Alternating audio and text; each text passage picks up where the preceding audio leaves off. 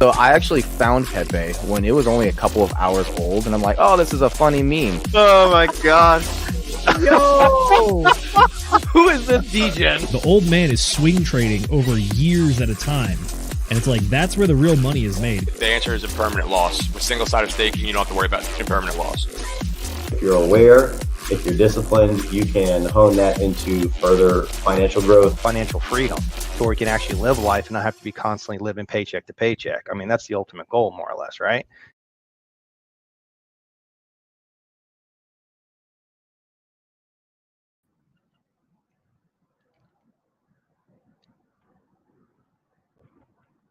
And we are live. Ladies and gentlemen, welcome to this our 12th or 13th or God, I don't know how many fucking book clubs we've done by now. I know we've done a lot, but welcome to the Degen Roundtable Book Club. I'm Will Stevenson, your host. I'm going to be hosting and driving, which totally is a first for me. So we'll see how this goes. But tonight we're going to be covering the chapter 1 of Sci-Vive, written by our dearly beloved Richard Hart. Also narrated by a wild SJ, who will be joining us as well. Thank you for coming, SJ. Before we get into our introductions for everyone, I want to go ahead and thank the chats and thank everyone in the audience for watching, whether you guys are on the replay or you're catching this here with us live right now.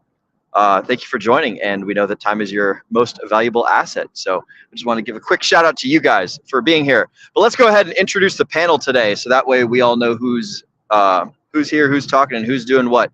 What we're going to do is we're going to go around starting with our special guests and then clockwise throughout the panel.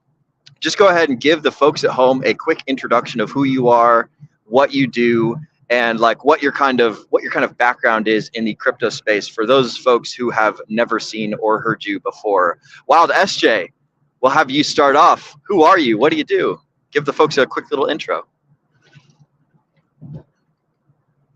Uh-oh. I think you're muted. That or I'm muted. Somebody's muted. Me. That's all right. We do it live, folks. All right, we can hear you. Hey, hi everybody. So I'm a wild SJ. I have appeared, and yes, that's a Pokemon reference. So I was actually just telling this whole story, but basically a Reader's Digest version is that I found out about crypto years ago, was really interested in it. I've always been a little bit of a nerd into tech and gaming. And oopsie, hey, that's noise.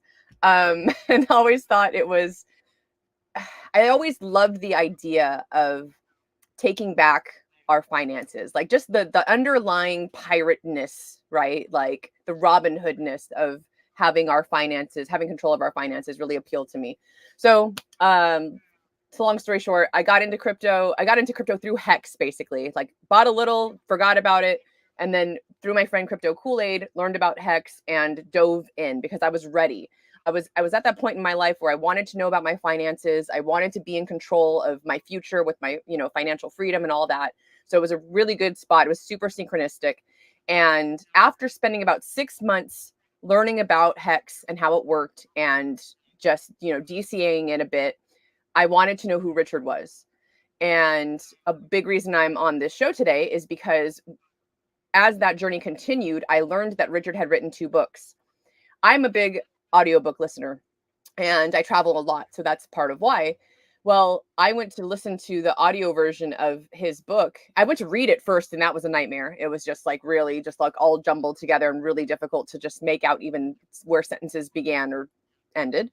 And then the only version that existed at the time was a robotic, like speech to text. And this is way before AI got good, right? So it's like this and there's no punctuation and you can't tell what the emotions are. And I thought to myself, I liked the first page of the intro so much. I thought, I'm going to read this anyways. Why don't I just record myself reading it? So that way there's a human spoken version of this book. Not knowing really at all who Richard was, what the book was about, any of that. I was like, I'm just going to read it and we'll see. I mean, if I like Richard, I like him. If I don't, then, now he's got an audiobook. Like, here you go, buddy. So I dove in and I recorded the audiobook the first time around. And it was super unprofessional. You can hear dogs barking and my neighbor mowing his lawn in the background if you listen really closely.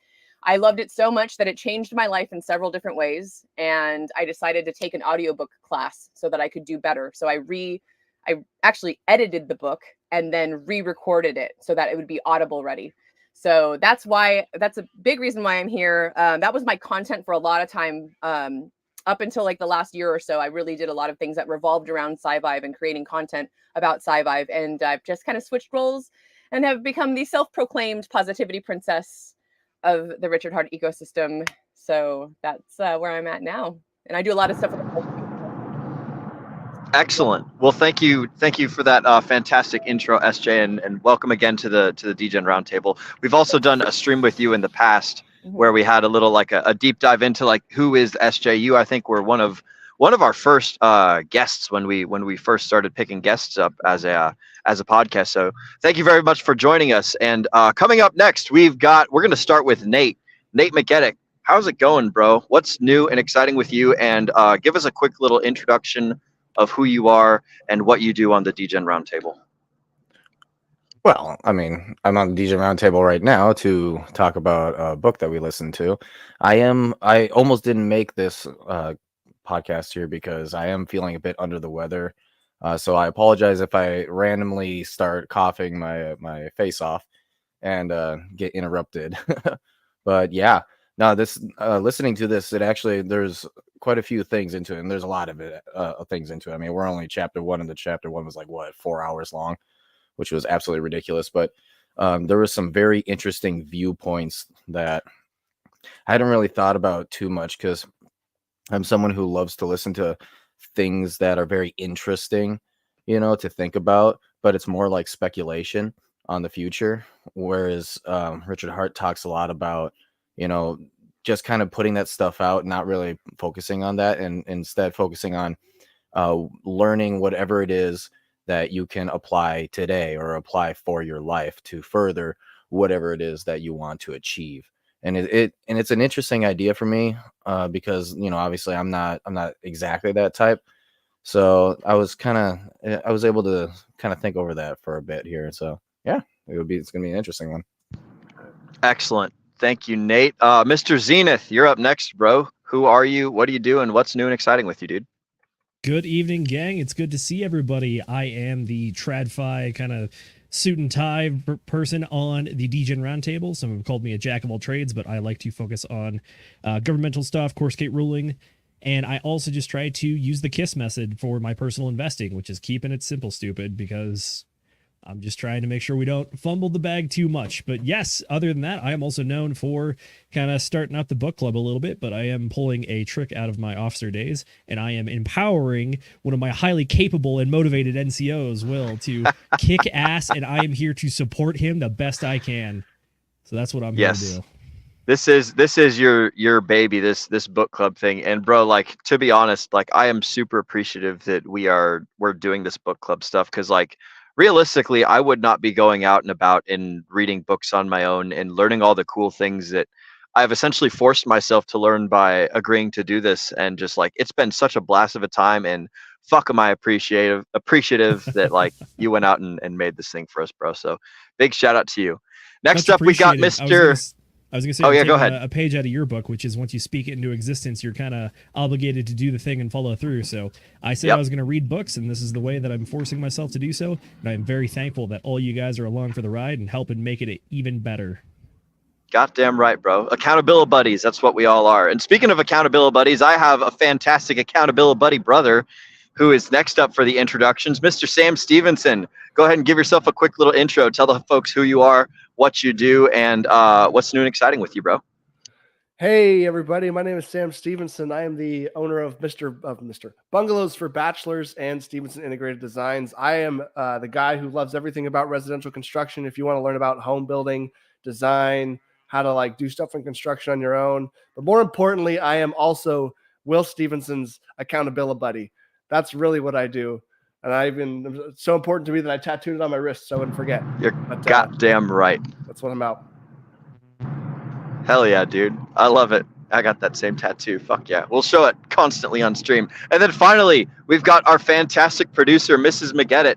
Mrs. McGettitt is the one who is the lady behind the scenes. She's running all the camera switching, keeping up with all the chats, doing all the fantastic stuff. Miss McGettitt, I guess I've done a little bit of your intro for you. Go ahead and tell the folks who you are, what you do, and what's new and exciting with you. Well, first I want to say, Will, it's very bold of you to assume that I know what clockwise is, just off the top of your head there. But anyways, as you've already said, I'm producer. Sorry, that was maybe a little loud. And I just basically make our thumbnails, do our social medias, make the background. Well, I didn't make this background, but I modified it, recolored this one for the book club. I'm hoping to maybe make these a new book club colors because I like them a lot, and I feel like we could have, even more variety. So yeah, exciting stuff in the works. Excellent. Is there anything? And we're gonna hop into community chats right after this. Zenith, are you ready and prepared to do so? We are ready and prepared. The chats have been starred, and the boys are showing up. Sweet. Excellent. I want to thank everybody in the chats. I can't see you guys today, so literally the only interaction that I have with the chats right now is other people shouting it out. Also, it's very dangerous to look at chats while driving. So why don't you go ahead and shout out the guys in the chats, and let's get this welcome mat rolled out, and then we'll go ahead and hop on into some cool questions and topics of convo. Absolutely. First up, we have our strip club music enthusiast, Hexagon Lost in Asia, rolling in for the intro, and also saying Pulse Chain is on discount. That's right. If my memory serves me correct, I think Pulse Chain is at 3 zeros and a 1-2 right now, and then Hex is about 1.2 cents. So if you enjoy these fine tokens and think that they are going to be doing well in the future, this may be an opportune time to pick it up, but again, not financial advice. Next up, we got Pulse Axe. He says, we got Russ with the fire chat, and then we got Pulse Axe saying, Will, is that OJ's Bronco you're driving? I'm driving my my beat up Chevy Silverado with real tornadoes under the hood. No Fords for this guy. Yeah, Will's a classy guy. He drives the bow tie. There you go. Next up, we got Russ with the fire emoji. And then after that, we got Zach Ken. Says, yes to Hexagon Lost in Asia. Buy Pulse Chain stuff and Richard Hart products so that you don't stay poor with fiat. Quoting Michael Saylor of MicroStrategies there. Notably, unfortunately, he preaches about there is no second best, but he just became a third place effectively to BlackRock in the Bitcoin holdings position. So he's getting beaten out by the megacorps, but I'm sure he'll make a comeback soon. All right, up next, we got Crypto Black Sheep. What is going on, brother? Thank you so much for coming on Wednesday and the last Sunday show. We've had an absolute blast streaming with you this week. Super happy to see you here so we can show you what we do with the book club. After that, we got Hex Glenn. Hey, boys, girls, and D-Gens. Gentlemen of all ages. Yes. Good to see you, Glenn. Thanks for showing up. We're very excited to talk to you. And lastly, good friend of the channel, Mr. Angry Twinkie. Glad you are covering this because I can't read.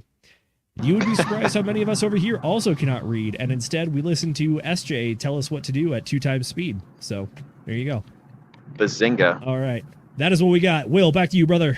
Excellent. Sweet. Thank you for reading out those chats. And again, thank you for the community and all those folks who are sitting here watching us live and the guys catching us on the replay. We really do appreciate it. Make sure you guys smash that like button, share the show out to your friends, leave us a comment down below. Tell us how horrible you think that we are and all of our terrible, terrible ideas. Give us all your energy and all your attention.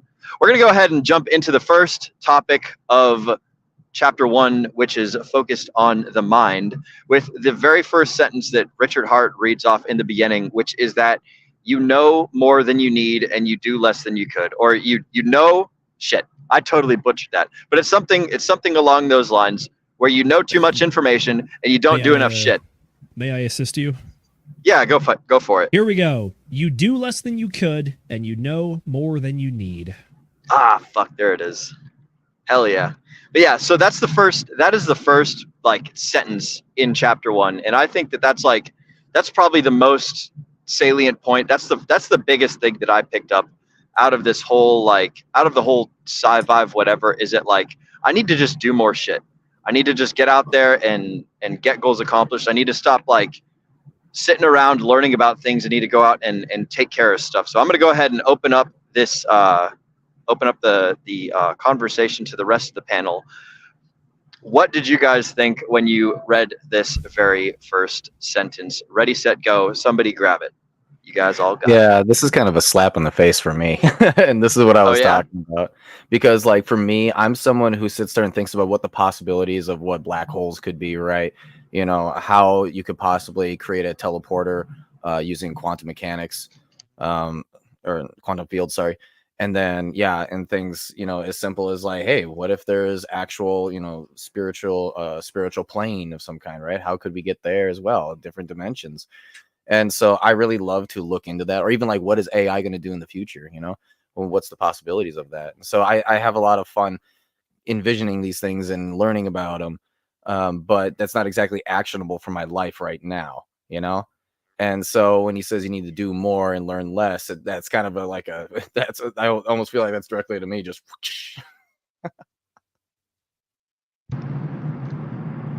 He was calling you out, bro. Anyone else? Yeah, I'll jump right in here. So this was like, again, this is kind of a slap in the face, but I've been dealing with this kind of thing slap me in the face for the last like 5 years of my life. And I used to be on that level where it's like, 5 years ago, I'm planning for 10 years ahead. And like, yeah, it's good to plan for things generally, but like I wasn't spending any time focusing on what is important. What do I need to be doing right now to improve myself right now? And I would have to say it's like, it's taken a while to sort of train that habit out and like really focus on, I mean, even now you can get overwhelmed with whiteboards, right? It's like you can whiteboard analyze this and whiteboard analyze that and like think about this thing and plan that thing and analyze this budget and do that future planning thing or whatever. But like sometimes you just need to stop and like do the next like job or like work on the next thing that's going to improve the next most like obvious step. Maybe I need to sit down and like clean the litter box or whatever, you know? You just got to stop thinking and start doing. So I can totally relate to you, Nate. Excellent. Perfect. I think that. Go ahead, Nate. I was going to say, I'm going to try to wrap this into a question and kick it over to SJ, because I think that I know for a fact she has spent a lot of time digesting this work. So the reason that I like that you opened up with this first sentence in the chapter, specifically on mind, and for folks at home, if you go and look at the actual length of the different chapters, this one is far and away one of the largest ones, and it's also the first one. I think there's a reason for that, because it all starts with the mind. Kind of the way that this entire book is broken down is we have like the you, the tools, and then the world. So first up, we have the mind. The reason he talks about this is that my understanding is that Richard Hart wrote this book to help people better their lives, which means that you are helping people try to physically do better. This is not like a theoretical or ideological piece of work, even though it is some ideological. It is practical, and it is meant to be useful. And I think that is absolutely highlighted throughout the rest of this chapter, and it's even summed up here, which is that when he says you do less than you could and you know more than you need, which is one of those things where it's like, stop thinking about things, start doing things. And that really plays into the practicality or the pragmatism of this chapter, it feels like. So I wanted to throw it over to SJ. It seems like Richard Hart is a big fan of the 80-20, which is you don't need a perfect solution, but you just need to get going, and then a lot of stuff is going to work it out along the way. Would you agree with that? That's an interesting take. I don't feel like that is something he would agree with. Okay. Necessarily. I'll put it this way. I bring it up this way is because he talks about the Pareto principle, which is the 80-20. Right. And then it's also one of those things where it's like, he mentions that a lot of information is useless, but a lot of useful things in the world are a result of action, which means that less thinking, more action. So that's why I phrased it the way I did. Yeah, I think like I agree in part, because I, based on what you're basing it on, like I can see that. I also think that a lot of what he's trying to get at with this, and especially because mind, being the first chapter and being such a long chapter, it is really kind of one of the first things that strikes you and it sticks with you as you're reading the entirety of the rest of the book. And part of what I want to say is I think that he's trying to get everyone to do better, right? You kind of touched on that. And I don't necessarily agree with it's like, less thinking, but less useless thinking, right? I think he wants people to think in more imaginative and creative ways. There's, in fact, later on in the book, and I can't remember if this is in mind, but he goes into talking about how it's better to, instead of listening to other people's music or intaking other people's content or, reading other people's books, write your own book, sing your own song, do your own thing, right? So So yeah, so yes and no, right? I agree with that, but also, I think what he's really wanting us to do is just be better and do better and think better and act better, all of it together. That I makes got sense. something. Go for it. Oh Will. yeah, go ahead, Cass. Okay, just real quick. Would you probably say that what he's trying to say is less overthinking then? Yep, that's a great way to put it. Yeah. Yeah, less overthinking and less thinking about things that can't be solved, right? He says that often. Don't think about the problems of tomorrow. Solve today's problems today. So kind of similar to the idea behind the Serenity Prayer. Don't kill yourself trying to fix something that you just can't. Yeah. Right. Grant me the wisdom to. Oh shoot, man! I was gonna try and quote it, and I just totally forgot. But yeah, that's a good analogy, Miss McGinnis. The thing I was gonna say on this topic is I think that it's not. So he's giving two different sets of advice here. One is like for younger people that don't know what they're doing, and then one is for like older people who have more like bases of knowledge and experience, and that's more of like what your point was about, SJ. I think that like the advice for the young folks, for the people who don't really know what they're doing in life, who are still lost and directionless, is just get some sort of momentum going. You're gonna make a whole bunch of mistakes. Try and learn as much as you can to like obviously like deal with more mistakes than you need to make, but like you would give different advice to like someone in their 20s than you would give to someone in their 30s than you would give to someone in their 40s, so like I think that Zenith, that your interpretation of like the just get started and stuff, that's good for the younger folks, the people who haven't like built up any life momentum yet. And SJ, you talking about like, hey, you guys need to like at some point you need to like, baby bird has to fly out of the nest, right? You can't be sitting around learning other people's stuff all the time. You got to go out and make your own stuff. But like, I can't write a book if I don't know how to speak, and the only way I learn how to speak is by chilling out and hanging out with other people and learning like what they have to say, taking in all that knowledge and information from everyone else, and then like just going and doing stuff. So like I think that you guys like your guys' interpretations are both spot on. It applies differently to different people in different walks of life and things like that. So that's my little 2 cents on this bit. But I definitely agree that like just having forward momentum and just doing something as opposed to like sitting back and like doing the whole like, what's the phrase, fucking mental masturbation or whatever, where people just like, oh yeah, I'm getting smarter and smarter and smarter, then they never do anything. And then next thing you know, they're like 6 foot under pushing up daisies, and it's like all that knowledge stuck in their squishy gray brain is just like seeping out into the dirt doing nothing. So those are my thoughts. In regards to the timeline of life, he does bring up another point pretty early, which I think is very important. He talks about how the most effective time to learn is younger, because it means that you have that knowledge for more portion of your life. It seems very utilitarian, which is that you are, for I guess like video game terms, you are higher level for more of your playtime. Therefore, it's less grinding that you have to do, and you're kind of just further along, so you can utilize that mastery to better yourself. It's stacking those wins on wins on wins. So I like that he promotes learning early on. Doesn't promote like stop learning, but it's just like you are going to get the most utilitarian value out of your knowledge and your learned experience by doing it earlier rather than later. Yo, there's a that brings me you just flawlessly transitioned me into my next the next quote. Or it's not really a quote, right? So I didn't write everything down verbatim, but one of the talking points that he had was to give kids, like when kids are in school, when kids are like in some sort of education system, to not waste their time, to not have them do like stupid, like meaningless things like learning the Pythagoras theorem or learning about calculus or learning about just a whole bunch of irrelevant, useless data. Have them learn and solve real life problems. What do you guys think about the public education system, specifically in regards to like college or elementary or middle school or high school or whatever, when it comes to like the way that we educate kids? How can we better invest in our children's future by teaching them how to interact with the real world or solve real problems or anything like that? So this was an interesting one for me, and I wholeheartedly believe in this one. And so to kind of just bounce back real quick, it almost seems like utilitarian ways of thinking, trying to practice and learn how to do things is better when you're younger. And the philosophy type stuff and in thinking on how to be better humans in general should be an older person type of thing, kind of like the wise old man, right?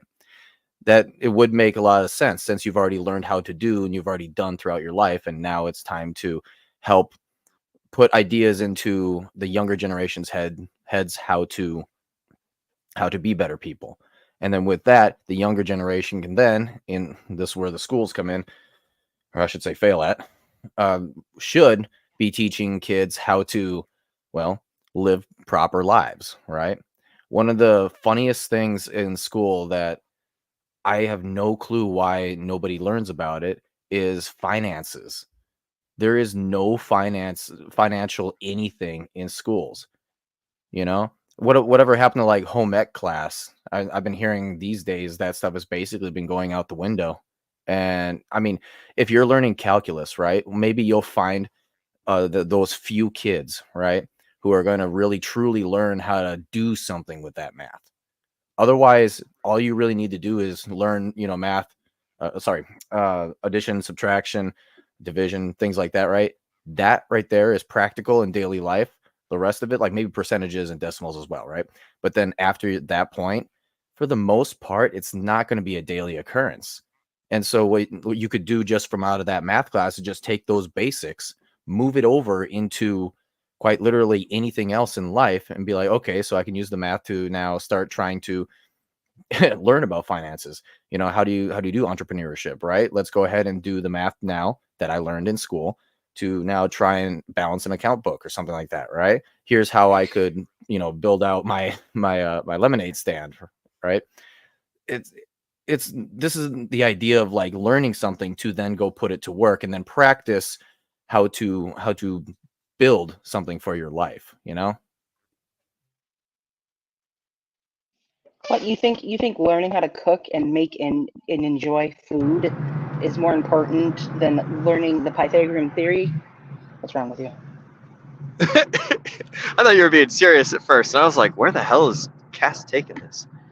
It's actually funny because when I finished up high school back, a million years ago, because I'm obviously ancient, they got rid of health class the year after I left. Like the class, that teaches you what like reproductive organs are and stuff. They eliminated it from the school.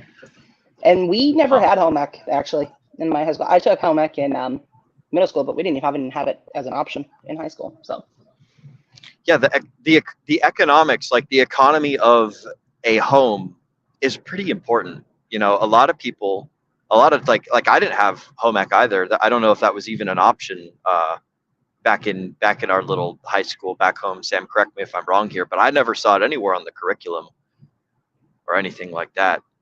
But like the economy of like how do you like take care of a house? I think that's pretty important. Like doing laundry, cleaning like once or twice a month, like doing dishes, fixing ductwork, roofing, like gutters, mowing lawn. Like there's a whole bunch of stuff that goes into filing taxes. Yeah. Filling out a checkbook correctly. Yeah. I didn't learn anything about any of that. In middle school, I had random teachers who just decided to teach us some of that. Like our art teacher taught us about the stock market and actually went out and set up mock stocks for everybody. Everybody in the class, we teamed up with like groups of 4. We'd each have our own stock portfolio, and then whoever was doing the best got to like go up in front of the class and talk about what they were doing. I mean, that was an art teacher. Just because she wanted to, she thought it was important, literally. And then my homeroom teacher took us out into the middle of the hallway one day and taught everybody how to fill out a checkbook correctly. Like I got lucky that I had some good teachers who really did care about those like real world things, but so much of school is just useless, really. It really does come down to it. Oh, go ahead. It sounded like someone had something there. I was I'm just agreeing. Like it's just regurgitation of books that were written that people said were facts at one point in time, and so much of it is just trash, junk, and untrue. Yeah, that was going to be my follow-on question. Is like, what is your guys' level of faith in the education system? Like, would you send your kids to a public school? Would you send your kids to a private school? Would you have your kids do homeschooling, pod learning? You know, yeah, like you know what, Bill? Actually, I would 100% send my kid to a public school. You want to know why? what's that? Because it teaches something that they don't even purposely try to teach. How to move in a public setting in society. Oh, can you elaborate? Well, think about it this way. You always have like the little cliques, right? The little cliques are like, you know, the popular kids, you got the druggies and things like that, right? Okay. If you're looking around in life, what do you got? You got the celebrities, right? Nate, I like how your scale is you're either popular or you're smoking pot. It's somewhere You could be- between there. You could be where I was at, which was a freaking nerd, but sure, I guess. Hey, This is like let's a- go. This is like a sliding scale. No room for adaptability. Yeah, no, but I mean, you get the idea, you know? Yeah. So I would definitely send my kid to public school to either be bullied by, you know, a kid bigger than him. So that way he can learn how to deal with situations like that when you start getting bullied in real life, or real life, I should say, adult life. When you get bullied Yeah. in adult life, that can get dangerous, you know? So, Okay. yeah, I mean, it's just different things involved with that. But I'm What do you- telling you what, when it actually comes to learning how to live his life and how to be the best man possible, I'm teaching him. Okay. That was going to be my follow on to that. Excellent. Yeah, our The, poor little I- one's gonna have double school. There's just no way around it. Poor guy. I do have a question, Nate, for the time leverage of the amount of time spent in a place that is full of useful information versus the quality of the information that he will receive in that place. Have you considered the efficiency or the leverageability of learning those lessons versus like how much of your kid's time is going to be spent like wasting away doing bullshit and other stuff in order to extract those lessons and things from that public school setting? You know, like So what here's is the the cost, I suppose? So what's funny about that is it's actually very good time well spent. Okay. Okay. Here's the reason why. Because then that adds in, hey, here's useless information that you're learning. And it's going to come out in the form of, Dad, why am I learning this? And be like, because they want you to. What are you going to use it for? Maybe I could give a couple of examples. But then that will segue me into being able to teach my child, okay, here's what you should be learning and focusing on, because you can use these things, these lessons, to then fill in the blank thing we're doing, right? I have another challenge question for you, and I don't mean to put you on the spot. I'm not trying to tear your stuff down. But what if he asks you why he's being sent to a place to learn things that are like, what he's like, hey, Dad, why are you sending me to a place that teaches me wrong things? And why are you ruining my life? Yeah, more or less. Like that's what I'm trying to drive at, but like in kid words To or give whatever. contrast. Yeah. To give Okay. contrast.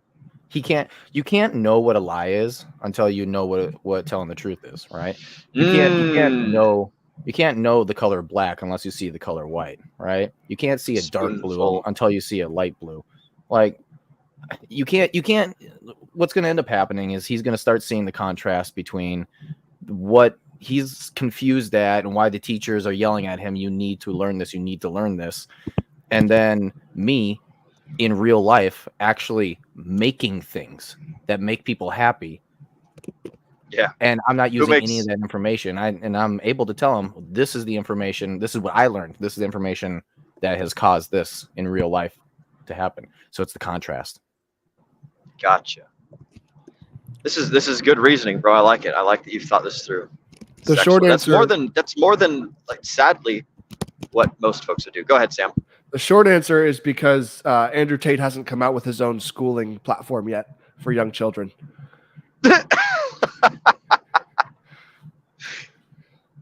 Kids can't join Hustlers University or no, what is it? It's called The Real World now, right? The Real World, I think. That's for adults learning drop shipping and things.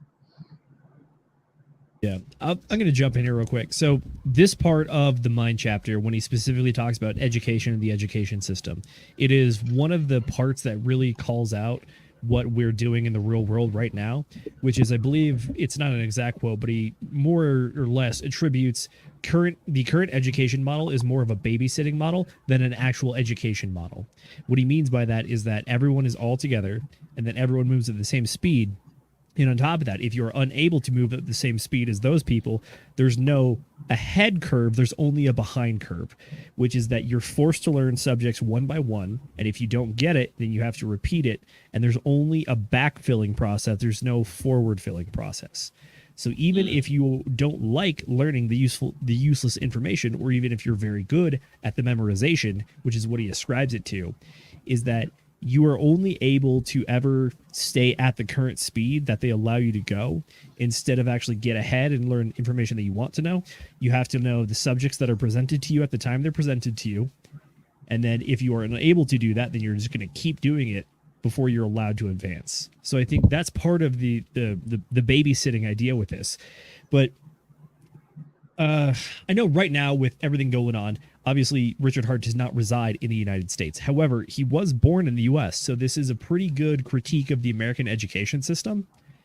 In particular, I think he went through school in like the 80s and 90s before he eventually got out, and then I think he was running some small business at some point as like a car audio store in Florida, if my memory serves me correct. But the point of calling this out is it ties back into the idea of that you need to know the knowledge you need to know and nothing else. In engineering, production rather, there's an idea of, are you pushing parts to the assembly line, or are you on the assembly line pulling parts to you? It's the idea of, are you gathering, do you have the tools in front of you right when you need them, or are you having to go back and forth and go grab the knowledge or go grab the tools and materials that you need?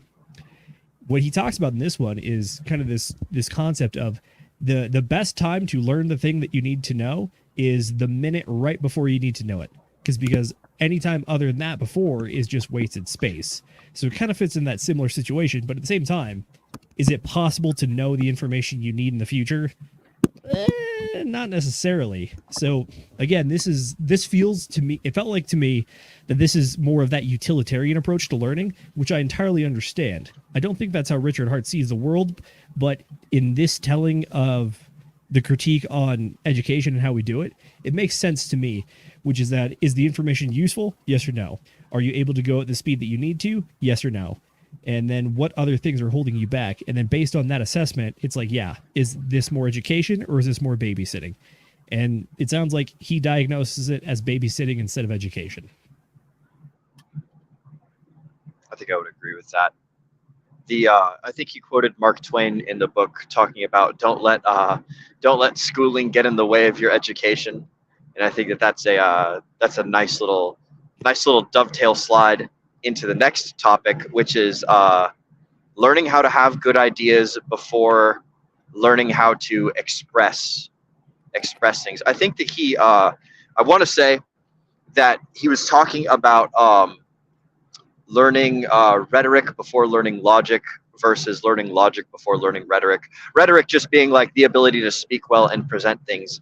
And it's more important to be able to have like a solid foundation of ideas and understanding than it is to be able to speak eloquently on things that are like bad. Like, you don't want to become a good salesman and not know, and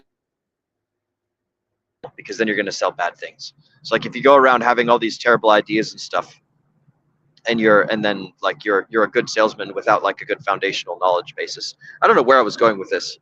Learn how to have good ideas before how to essay. Oh yeah, they were talking about. I think he was. Yeah, go ahead. I was gonna say, in tying into this, it's the idea of rhetoric or logic. Which one comes first and which one comes after?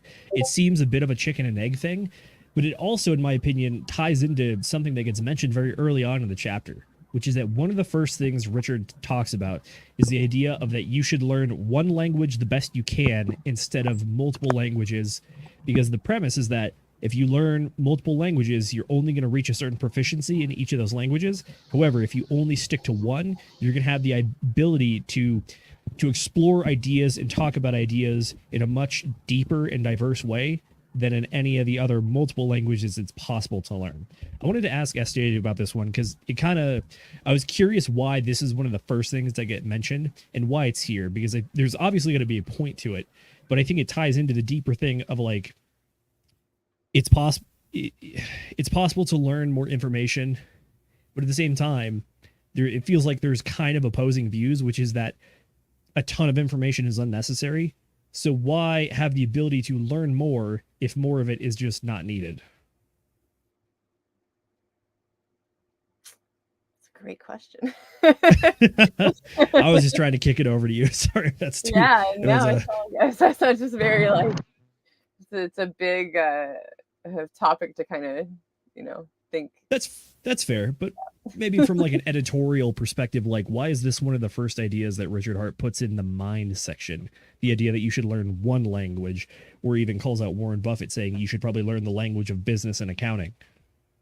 Yeah. I mean, I think part of that is just honing in on being great instead of being mediocre at all these different little things, right? It seems, and this may play into it too. I think Richard, after reading Sci-Vibe, I feel like he's got kind of this,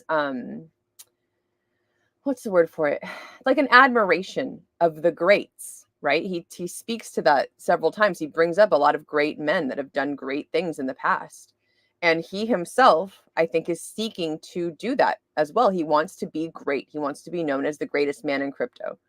And I feel like part of what he's saying in speaking to that, right, and in wanting us to focus more on less, is that be great at something, be great at one thing instead of being all right at many things. And he does, I believe he speaks to that a little bit later on in the book as well, is that there's some section that kind of goes over exactly what I'm saying is, it's the focus and kind of part of the point I was going to get to is that, outside of Elon, and I mean, and maybe this is just me not having a lot of, outside of Richard and Sci-Vibe, not seeking too many, there's not a lot of people that I admire. There's not a lot of people that I spend time reading or listening to. And part of that, I think, is just like my mental, like the way that I am as a person. I'm a very creative person. And what I was saying earlier about doing your own thing and creating your own stuff, right? Whatever input I got that got me to the point of where I'm at now in terms of being able to create and put out my own song into the world, I feel like that is something that maybe is like a little unique and is something that a lot of people spend a lot of time striving for. I have a great friend who is one of these people that Richard kind of talks about in this book. She's someone that just will, every single lesson or teacher or book or all of these different seminars, like she'll sign up and go to every single one of them and still not have the answers and still not have a way and still not know what she's doing, so it's maybe a little bit of that analysis paralysis, right? There's too much to focus on, so if you can't hone it down, right, and just focus on the one thing and be great at that one thing, then do that. So you think she's kind of like diluting her potential to like form like a set mindset on things by just experiencing a lot of different stuff? Is that what you were saying?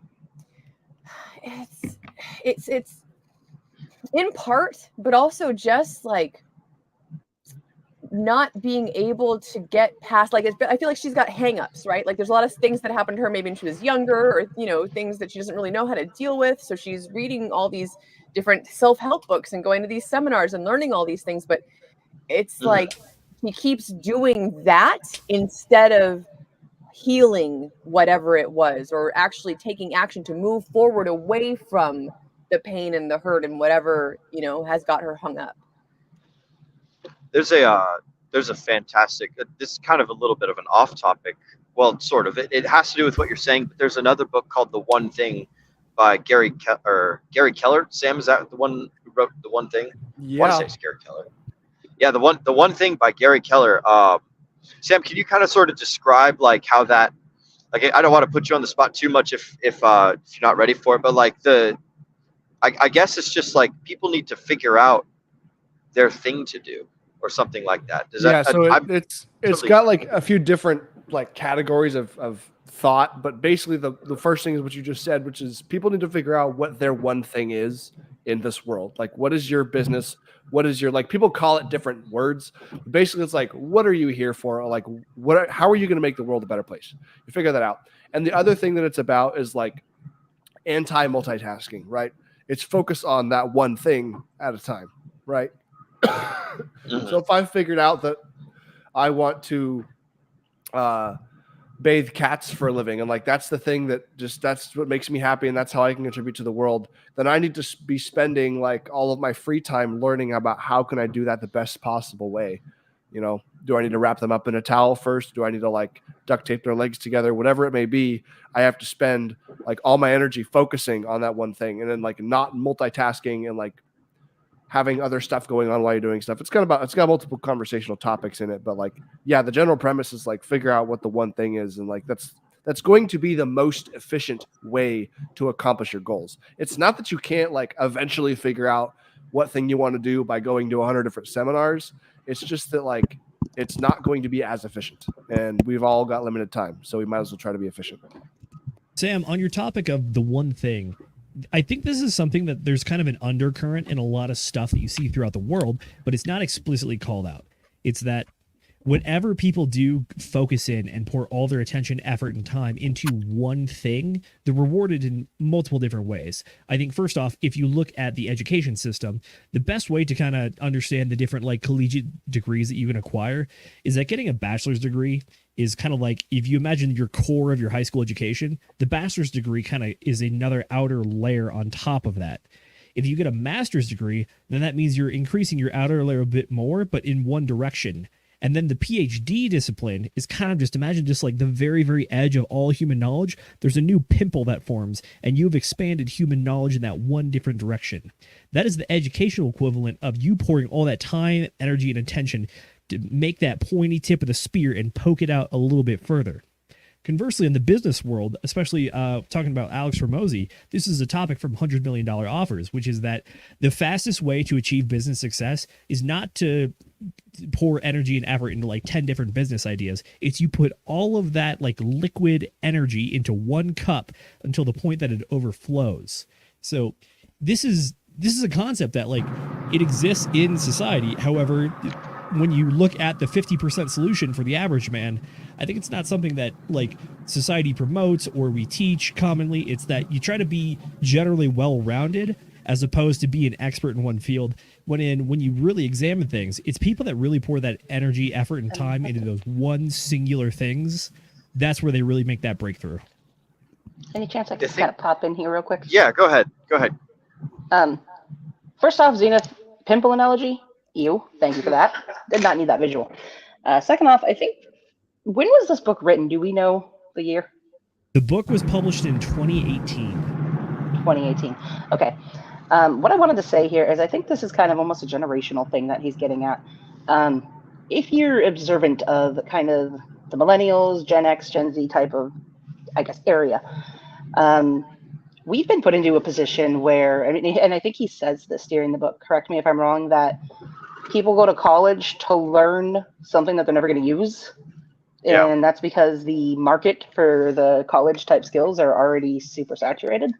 And since people are now working until they're like in their 60s, you're never going to use those skills. It's really difficult now to get a college level degree and then have it actually be like worth anything. So the newer generations have been kind of spinning their wheels, I think is a good way to put it. I help with a mental health group. And one thing that I see in there that I observe all the time is the younger generation, like right after kind of ours, where my age group is at, they are just completely lost. They go to school to learn basically nothing because they have no idea what they want to do, or again, what they want to do is already so saturated that they can't really realistically do it.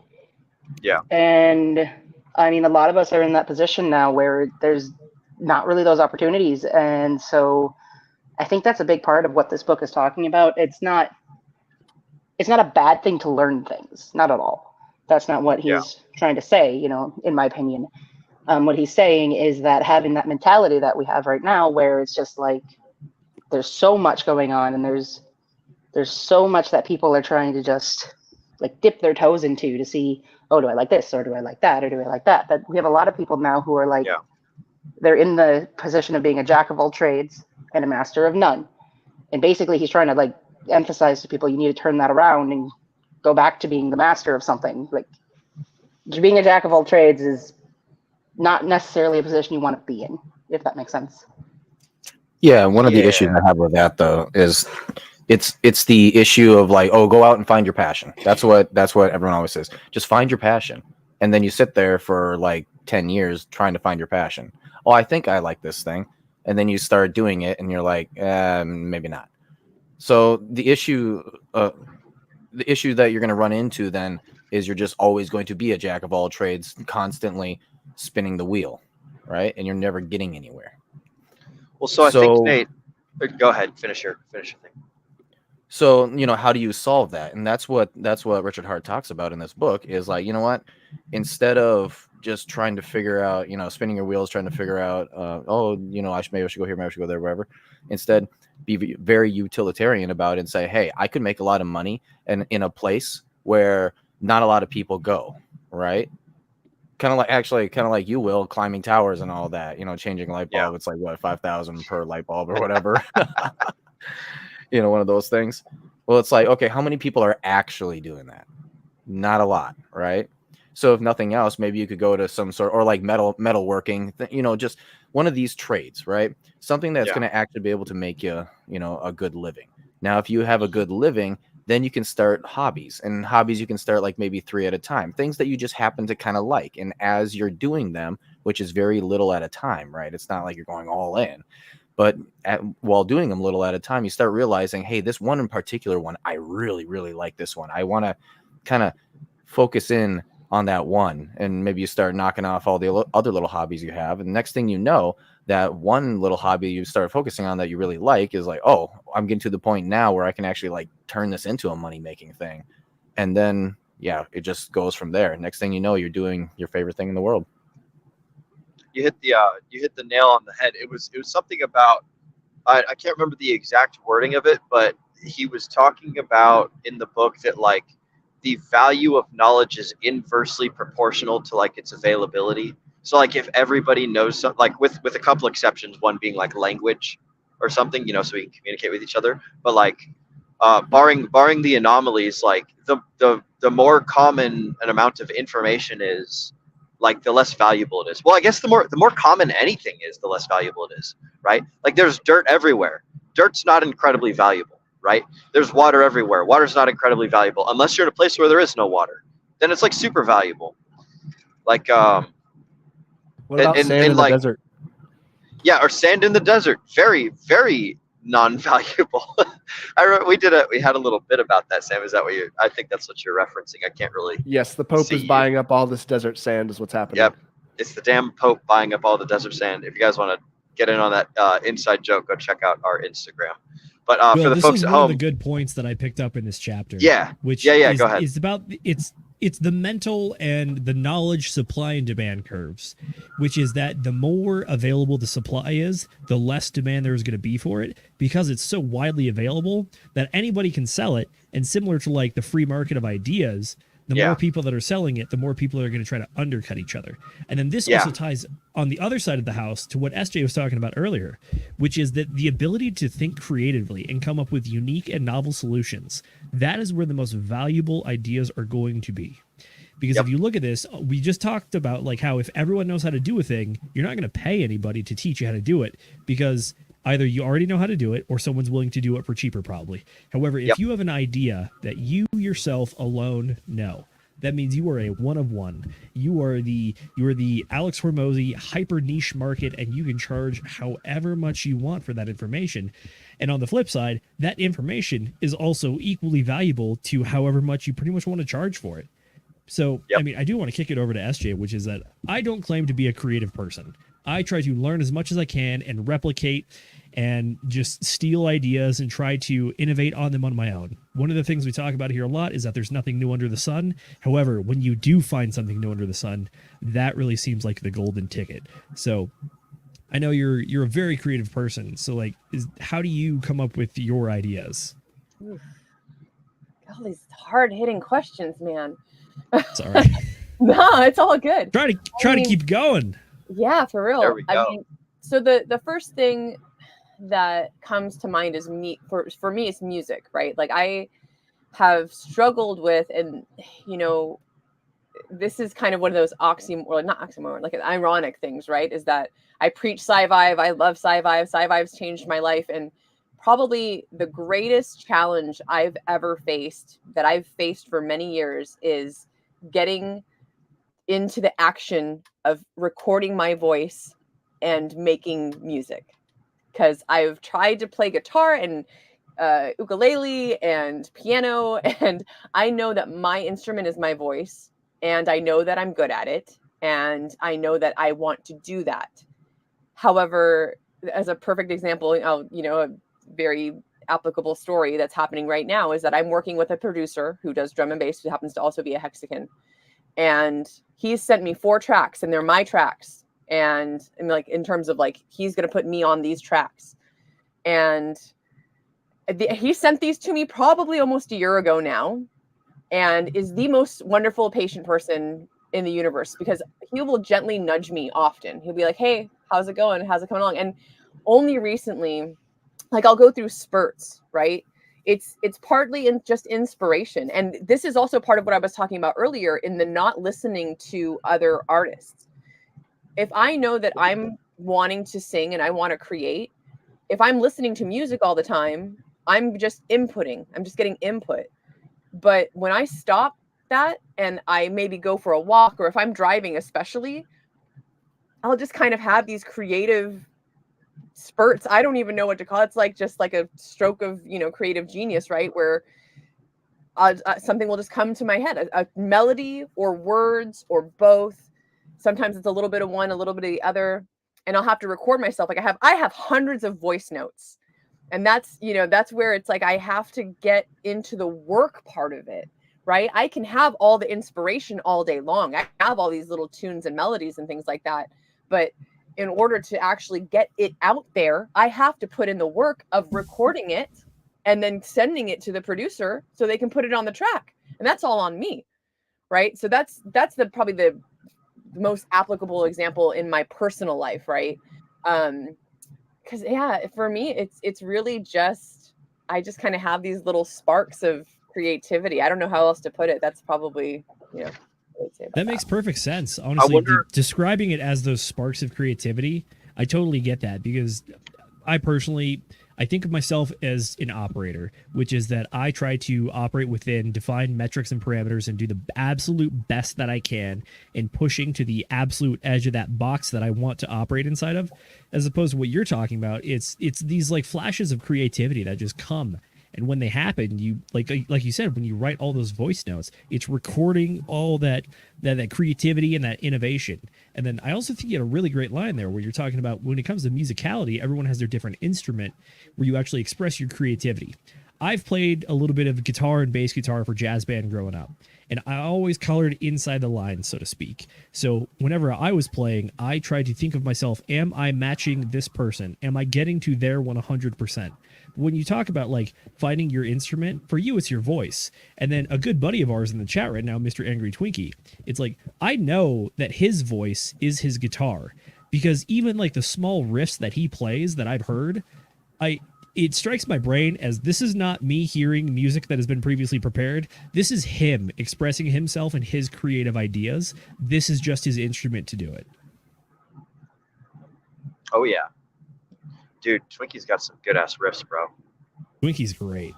He shreds. Bro, I was gonna ask you, SJ, when you were describing listening to other musicians versus coming up with your own music yourself, would you say that it's like, and this is my own like little personal interpretation, so I could be totally off here. Would you say it's kind of like you got like a music bucket in your brain, and when you're listening to other other artists and things, they're the ones that are filling up that bucket.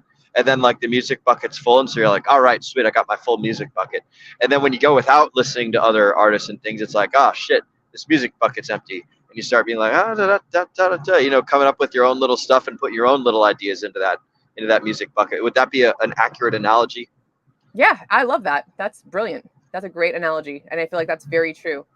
Very true. And it can be that's the thing is that it's, for me, it's not like I listen to a certain kind of artist and then try to replicate them either, because most of what I come up with is not like anything I listen to most of the time. Yeah. That's interesting. Yeah, fill in my own bucket. I wonder, so like that's another thing that Richard talks about, and you had mentioned this in our previous interview with you about building your own brand as opposed to like riding the coattails of someone else's brand. You used to be known like you weren't always a wild SJ. You used to be like what, Survivalist SJ or SJ Survive, something like that. Yeah, Surviving. Yeah. Uh-huh.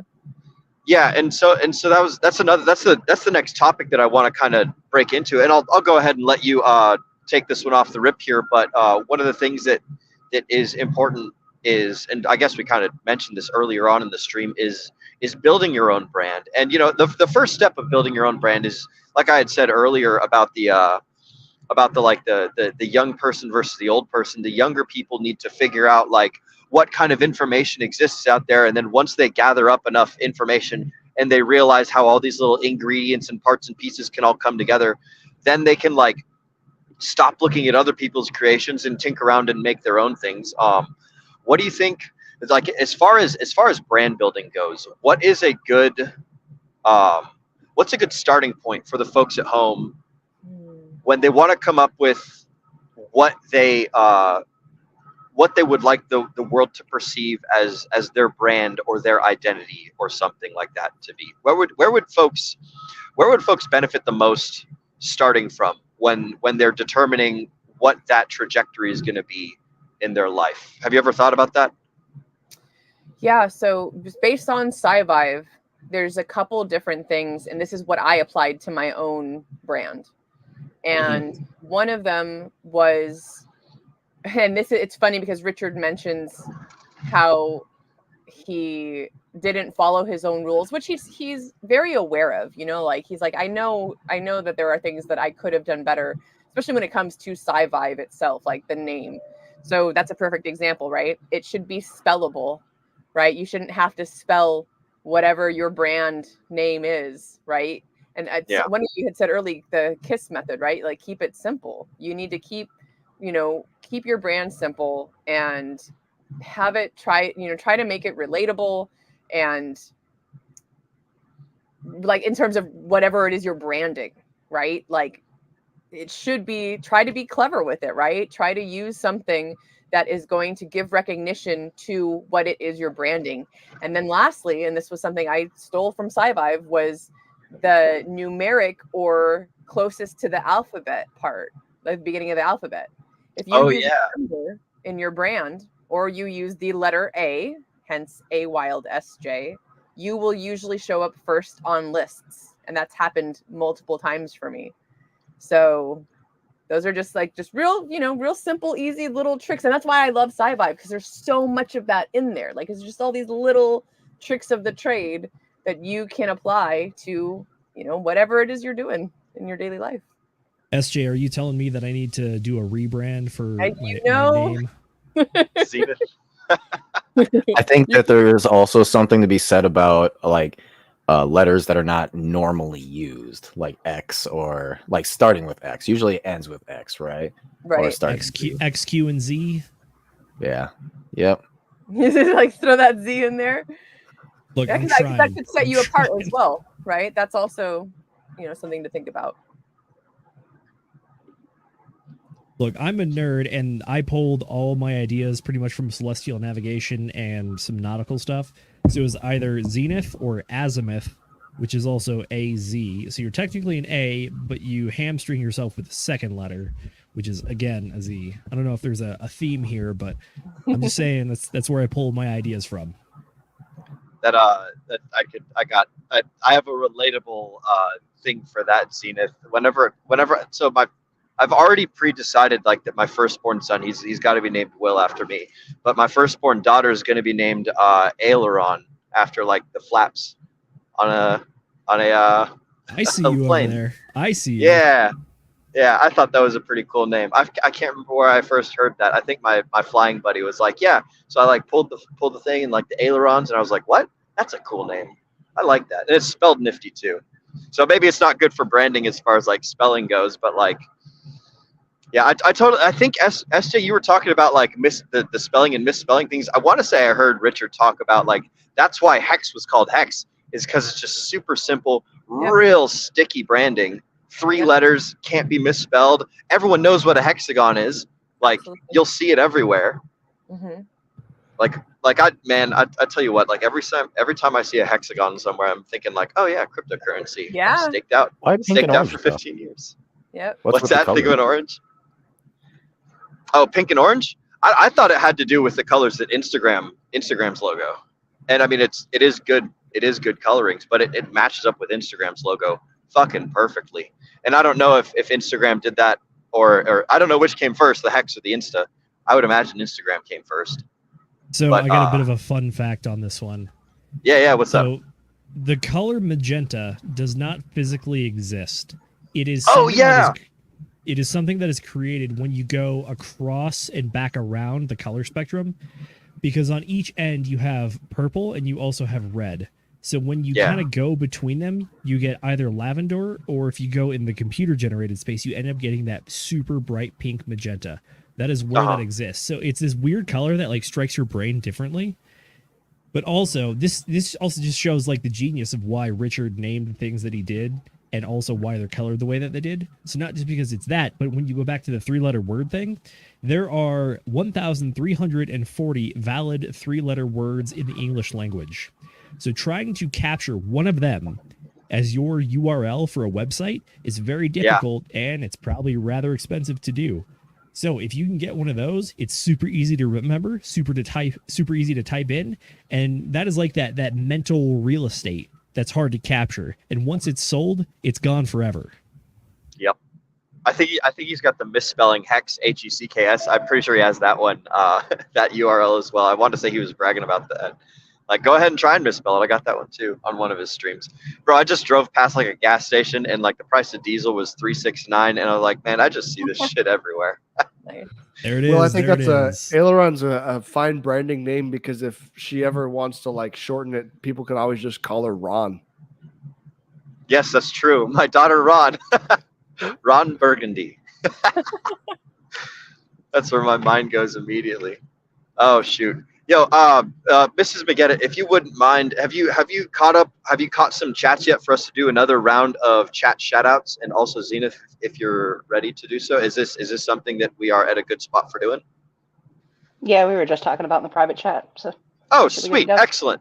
Well, let's go ahead and do some chat shoutouts. Thank you again for all the folks in the chats. Remember, guys, click the link in the description below, the link to join our Telegram, the DGen Roundtable community chat. You guys can get down in there. Also, if you want to join the book club, it's t.me/DGen Book Club, all one word.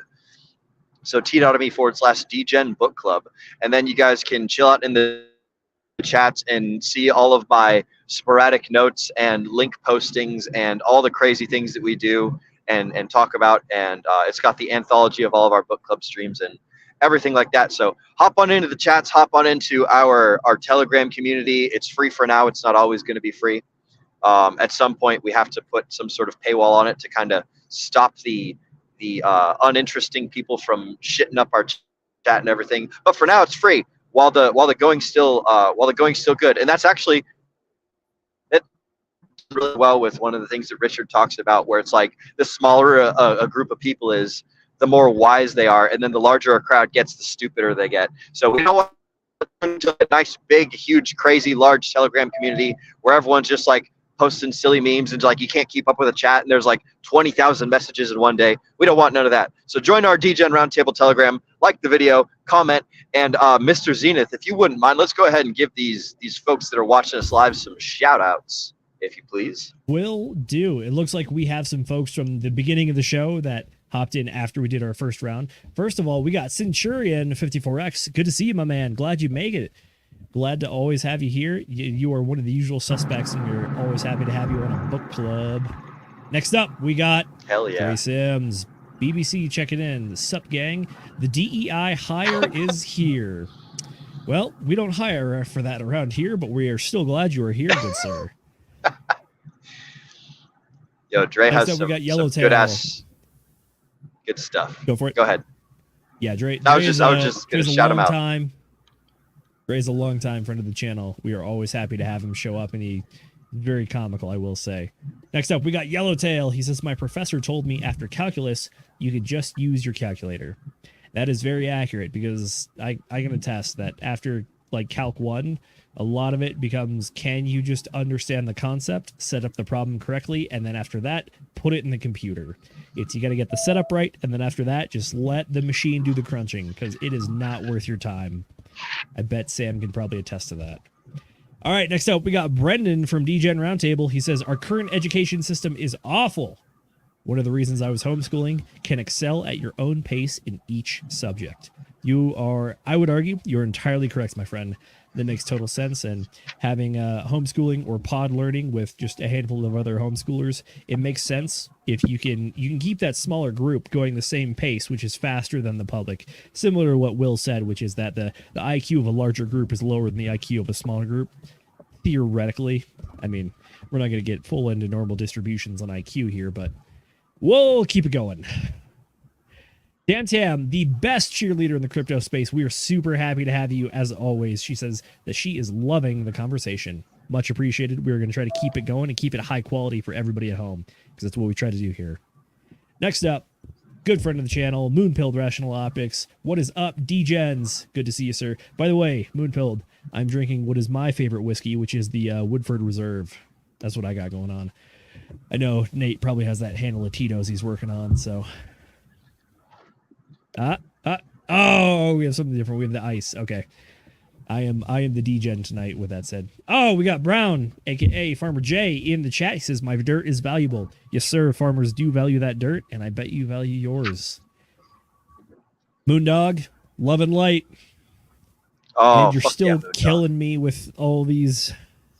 We have That's a part of yen @ pound CL scale pirate flag. Bro, I think Moondog that's for takes USJ. that. I don't know what that He one takes is. that what's that branding of using the unique letters and words and everything. Like he maxes that out, and that's really good because we'll never forget about Moondog using essentially Webdings for his name and everything. So shout out to you, bro. I met Moondog up here in Dallas a while back when we did an unofficial Hex meetup. It was super fun and awesome. I just want to say Go really ahead. quick, I love how half of his quote unquote letters are like currency symbols. Yeah, the man uses so many symbols and emojis that sometimes YouTube can't even keep up with them. I fully great. understand that, like, I am someone that was effectively raised by like boomers and Gen Xers, so I'm effectively an old soul, but I know that the generation that comes behind me is going to be the Gen Z and the Alpha and the Zoomers that talk and the emojis and everything. And I am just, there's going to be a point where one day I just am unable to keep up. And that's the time when that's the time to pass the torch. That's when you're like, all right, you take it from here, brother. Yeah, I give up on communication at that point in time. I'm good. True. All right, Will, I did pick out one last chat to kick us off into what I think is a good topic for the next one, which is coming from Tam Tam. Excellent. She says that Richard Hart teaches us that analogies are the best tools for understanding. Completely agree. And in particular, in this chapter in mind, Richard Hart talks about one of the best ways to teach people is through stories. By teaching through stories instead of just pure memorization and stats and facts, you trade depth for emotional connection, which is going to keep you going much longer and have much better retention. So that's what I got. Will, what do you think about that? Bro, that's a good kickoff, using analogies to teach things. Because and another thing that he talks about that he speaks about on that subject is that normally the people who are going to be able to understand the analogies correctly, they're the same type of people who would have been able to come up like come up with the same analogies on their own. They just like didn't think of it first. So like if you're using an analogy to explain something to someone, they'll either get it and it'll be like, awesome, sweet, we got good communication, we're on the same level, or they won't get it, and then you have to like revert to a different level of communication to teach them things. And I'd called Sam up earlier today, and I'd like to share with him this fun, because what I've been re-listening to Sci-Vive Chapter 1 basically on a loop this entire week. So just like listening over and over and over and over again. And so like I've got a lot of these things written down, or not written down, but just like fused into my memory. And one of the things that stuck out was when he was talking about costly signals and like the example that he gave about like Google and everything, and like how animals out in the wild, like they have to use costly signals in order to like attract a mate, like proof of basically just like, hey, look, like I'm a peacock, I've got this big fancy feather system that like will slow me down like when I'm trying to run away from predators. But like the proof that I'm a good, you know, male peacock to mate with is like I've got this gigantic handicap and I can still survive and everything. So it's like that was one of my favorite analogies, and it made me think of, as a matter of fact, that that human beings, they actually use cryptocurrency type things when they decide to pair bond. And this is my analogy: a wedding ring, right? So when a man goes out and buys a wedding ring for his wife, that is both proof of work and it's proof of stake. What do you guys think? Should I dive into it? The wedding. Or does that make proof sense? Of stake. It's proof of stake, because like if you break the contract, or if you turn out bad blocks or whatever, right? Then the woman keeps the wedding ring and she goes and sells it and makes a lot of money, or whatever the heck. And it's also proof of work, because it's like generally wedding rings are expensive, and so like having that costly signal sort of thing is like, oh hey, yeah, I can throw away this money on some insignificant, you know, shiny rock on a piece of metal or whatever. So like the traditional wedding ring, I thought, and this is just my own 2 cents, and I came up with this literally today while I was like forklifting some stuff around. I'm like, oh my god, dude, wedding rings are fucking proof of work and proof of stake. And I want to know what your guys' thoughts are on that, if it's a silly analogy or if it is accurate at all. I got my woman a ring pop for her ring. No kidding. So is that expensive? She could take that out. we sell that for at least like 5 cents, a whole nickel, baby. You got her the Oh the my pulse chain God. diamond ring. That's fucking awesome. Will, in That's your fucking analogy, awesome. does that mean that Context. taxes are gas fees? Yes. Yes, I mean they're Alright, technically fair tax enough. write-offs, right? So, Sure. in a sense. I got to say though, Will, like Taxes are even gas if fees. analogies aren't 100%, because if you look up the history of wedding rings, specifically diamonds, before engagement and wedding rings, diamonds were actually pretty useless outside of just industrial use. But it was the idea of wedding rings and marketing that really created the idea of you get this one very large expensive thing to show to the woman that Oh, yeah. you are providing value and whatnot. So that might be separate of your analogy, but your analogy makes sense. And I got to say, there is a person in the chat who has a great analogy quote. Mrs. Producer, can we please pull up Moondogs? He said, I know you can't see the chats here, Will, but he says, Britta, you don't know what an analogy is. And the guy says, yes, I do. It's a thought with another thought's hat on. I love that. That's great. That's Actually, yeah, that's a great way of getting putting back it. over to analogies, that's something that I've had to learn how to communicate, you know, because originally, like I could learn something, but I could never find the words to be able to communicate it properly, and people would always get confused. So I thought to myself, you know what?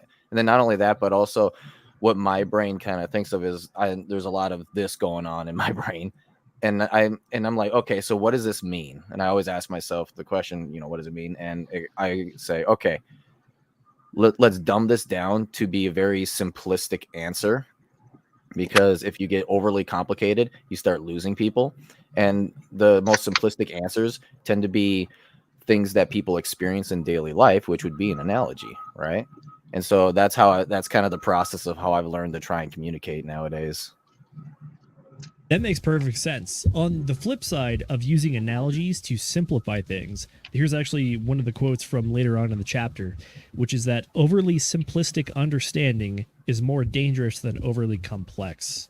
So this seems like one of those. This seems like a bit of a square you have to circle somehow. What I mean by that is that Richard Hart in the book talks about how using storytelling and analogies is a great way to teach people in what his opinion is better than the conventional method. However, at the same time, he also talks about later on that when it comes to the understanding side of the house, is that if you oversimplify the understanding, that is more dangerous than overcomplicating it. Yeah, because then people can like misinterpret the shit and then just go off and do all sorts of other things. I think he was talking about that a little bit too, like when he got to the religious portion of the Mind chapter, where he was speaking about, or no, I think he might have been quoting someone else talking about like how like getting a bad man to do a bad thing is really easy, but getting a good person to do a bad thing, things is going to require you need religion. Yeah, and just like you can like when a good person misinterprets something, like some sort of simple ideology or ism or truth or what they perceive to be a truth, right? Like then you get things like extremist terrorism or like the Crusades, or insert whatever like apocryphal religiously based human extravaganza that's gone on throughout history, like people just being super duper simple and not thinking or misunderstanding some things, and just going and doing some really heinous shit or something like that. It is very important with to people though when people start doing that, what happens is they take that simple explanation about a complicated subject. Yeah. And they start trying to, they're like, okay, this is nice and simple. So what I can do is I can fit that into my beliefs. Yeah. And then they try and twist it. And so just intent. It doesn't really have to do with the fact that it's like a simple answer. That's just evil intent generally. Yeah. So like behind every like ideological suicide bomber, there's like some mastermind guy who's like, hey, I need these people like killed some way, somehow. And so I'm just going to like spew out some dogma stuff to some poor fool who doesn't know any better, and like get him to do my dirty work for me. Is that what you're kind of sort of saying there? Yeah. Yep. And that also starts going down the path of that's where someone who takes something simple like remakes it into complicated to then simplify it again down into what people are gonna be like, yeah, I believe in that. Yeah, but like a bastardized version of what it should be. Exactly. Almost. Yeah, and that's just that. Yeah. I'm going to keep going back to this analogy myself, which is that Richard Hart, in my opinion, writes in a manner in which he creates a bunch of circles that have to be squared, which is that there's one idea that is in balance or almost contrast to another. And the explanation of the writing is to try to bridge you from one idea to the other and understand how you get there. In the religion one, if I remember correctly, the religion aspect is brought up after the fact that he brings up the idea of which knowledge to pursue. And the knowledge to pursue is the knowledge that which is the consensus of the winners. What he means by that is that the best knowledge, theoretically, in the open marketplace of ideas is the one that's going to come out on top. So therefore, starting at the premise that the idea that comes out on top is typically the best idea or the one that is most suited to the proliferation of the human race, then that means that when you have an existence and proliferation of all the different religions, theoretically you could derive the idea that because all these religions keep persisting and spreading, that means that they are correct. However, that is in direct contrast to each other because it's not a singular religion or even sect of religions. It is a wide variety of them. And this is the case where it's like if you try to focus on that the winning and surviving idea is the correct one, it's in direct contrast to the idea that multiple different religions have sprung up. And he even goes one step further after this and says that religion is not per se an exact furthering or of affirmation of a correct idea, but it is something that is going to spring up even if you got rid of all of them all at once. It is something that is in human nature, and it is something that is going to keep coming up. So this almost feels like one of those specific topics that gets separated out a little bit. And again, it is the circle that he tries to square. It's the idea that is in contrast to another, but there is an explanation to split them apart and allow them to exist simultaneously. Yeah. Well, like the reason, like the big reason that religion propagates so well is it's just like it's it amounts to shared stories between cultures and stuff, right? So the more people that believe the same story, like he was saying in the book, the more people that believe the same thing, the more likely they are to cooperate with each other. And when they cooperate, they are more competitive and they're more effective as a unit than as like the individual sum of the parts and everything like that. So like religions and religious, or like any sort of ideology or tribalism or shared story system, like will make a group of people more effective, more so than like the lack thereof. And that's why they'll always propagate, and that's why there will always be many of them, and like where none exists, some will spring up out of just basic, competition necessity or something along those lines. Like, don't get me wrong, I still think that religion is beautiful because it does all sorts of like cool things for our society. However, like, it's not necessarily I think it's like beautiful in concept, just me personally. I don't know if I want to get too deep into the theology stuff here, but that's my own personal take on it. And I think he does a very good job of describing like at least the mechanics and the functionality behind it all. I don't know. What are your guys' thoughts? I want to get SJ's thoughts on this one. I saw you nodding along for a lot of stuff. Do you Yeah. disagree with any of the points that we brought up? No, I agree a lot with most of that. I mean, I think part of the reason Richard, because to me, a lot of what SciVive is, aside from him, giving advice in general, is also, you can see from studying this book over and over again, and like, having what little interaction I've had with Richard and watching his videos and things like that, I see someone who is working with these ideas and working through them to create what he wants to see in the world.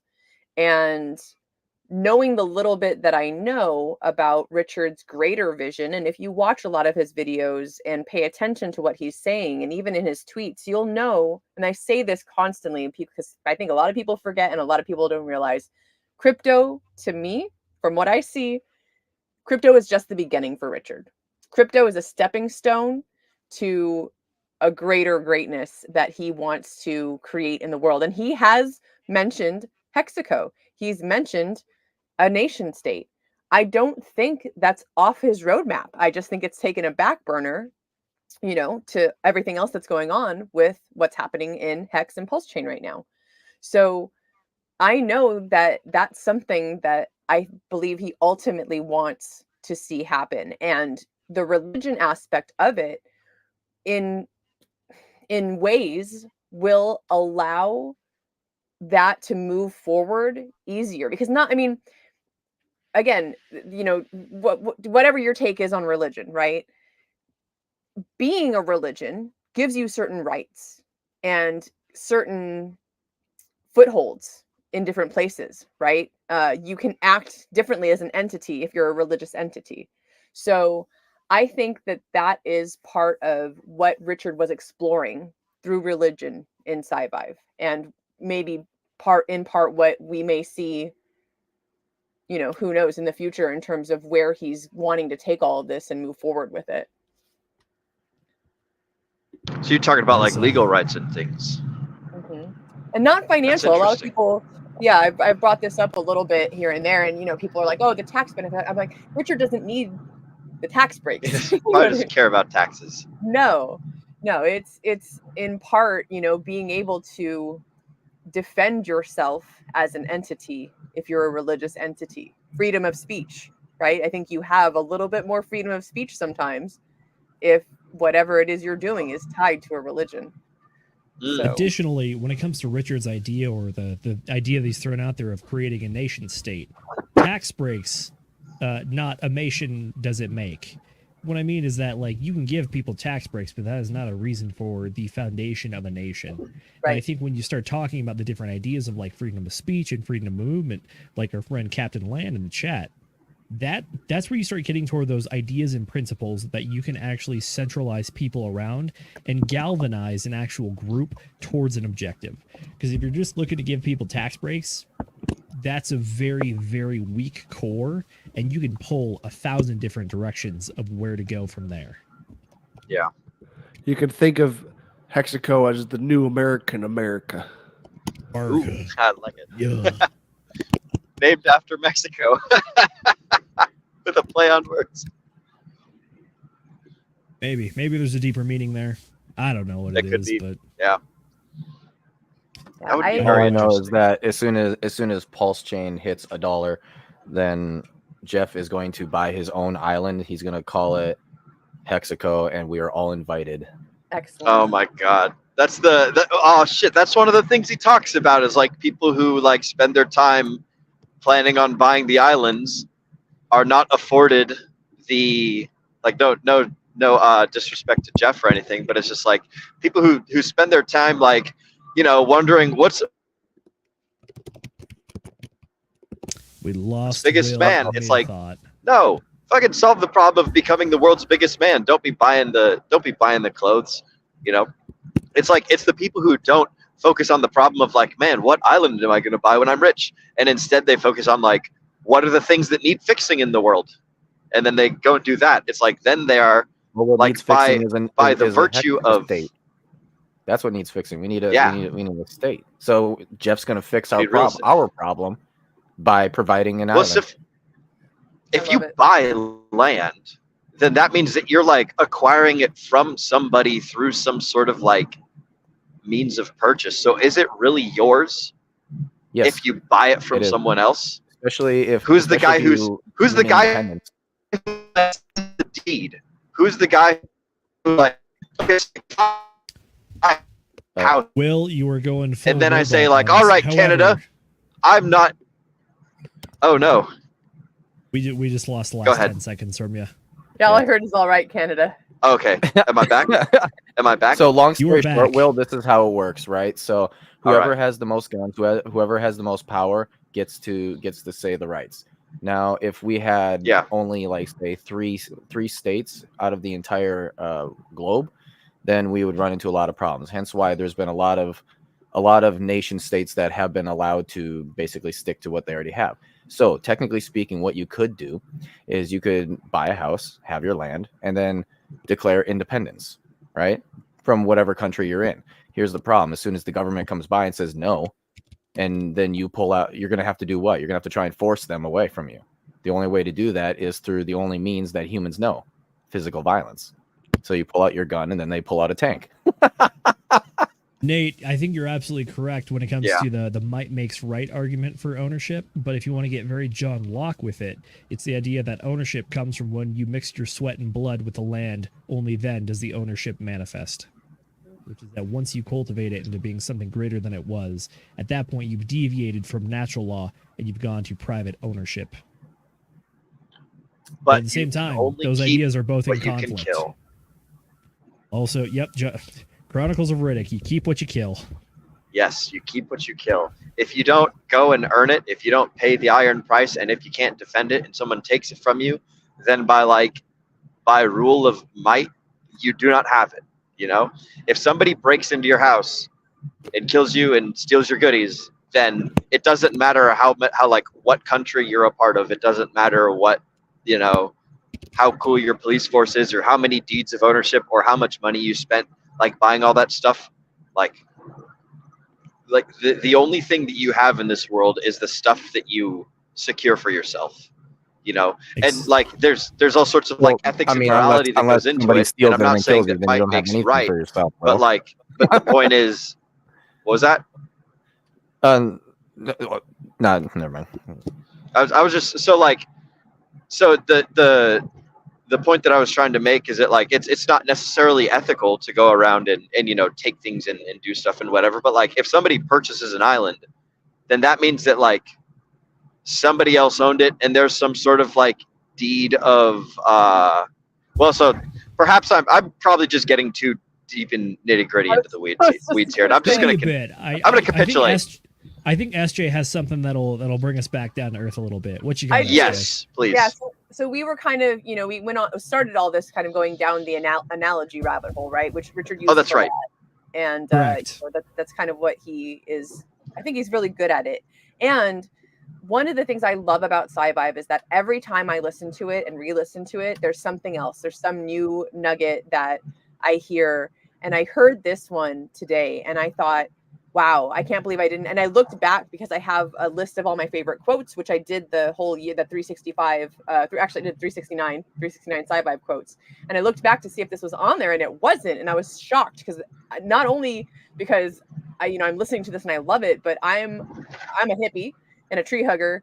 And I've been an organic farmer by trade in the past. So just for me to have not like pulled this one out at first, I was shocked. So I'm going to read this little bit where he talks about the Helsinki bus station, where it's like you come into this world and you do things and then you go to a college and that puts you on the bus.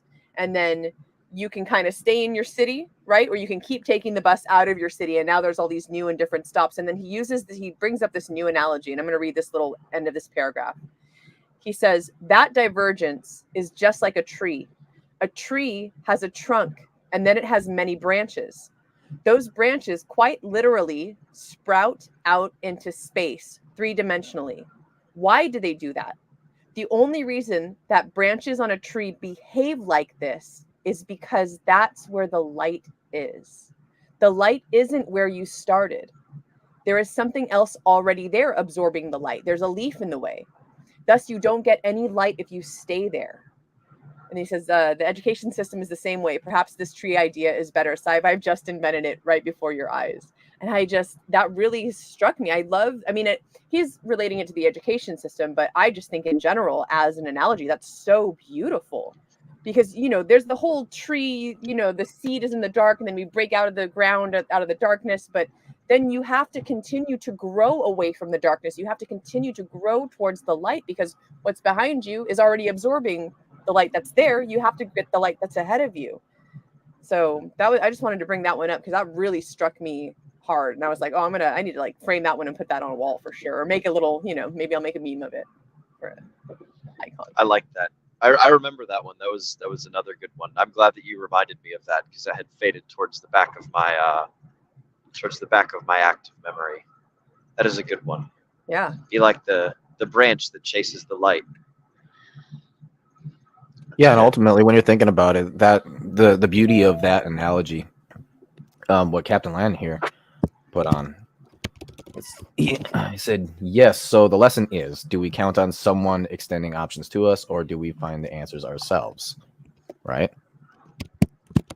And I think that is absolutely imperative, that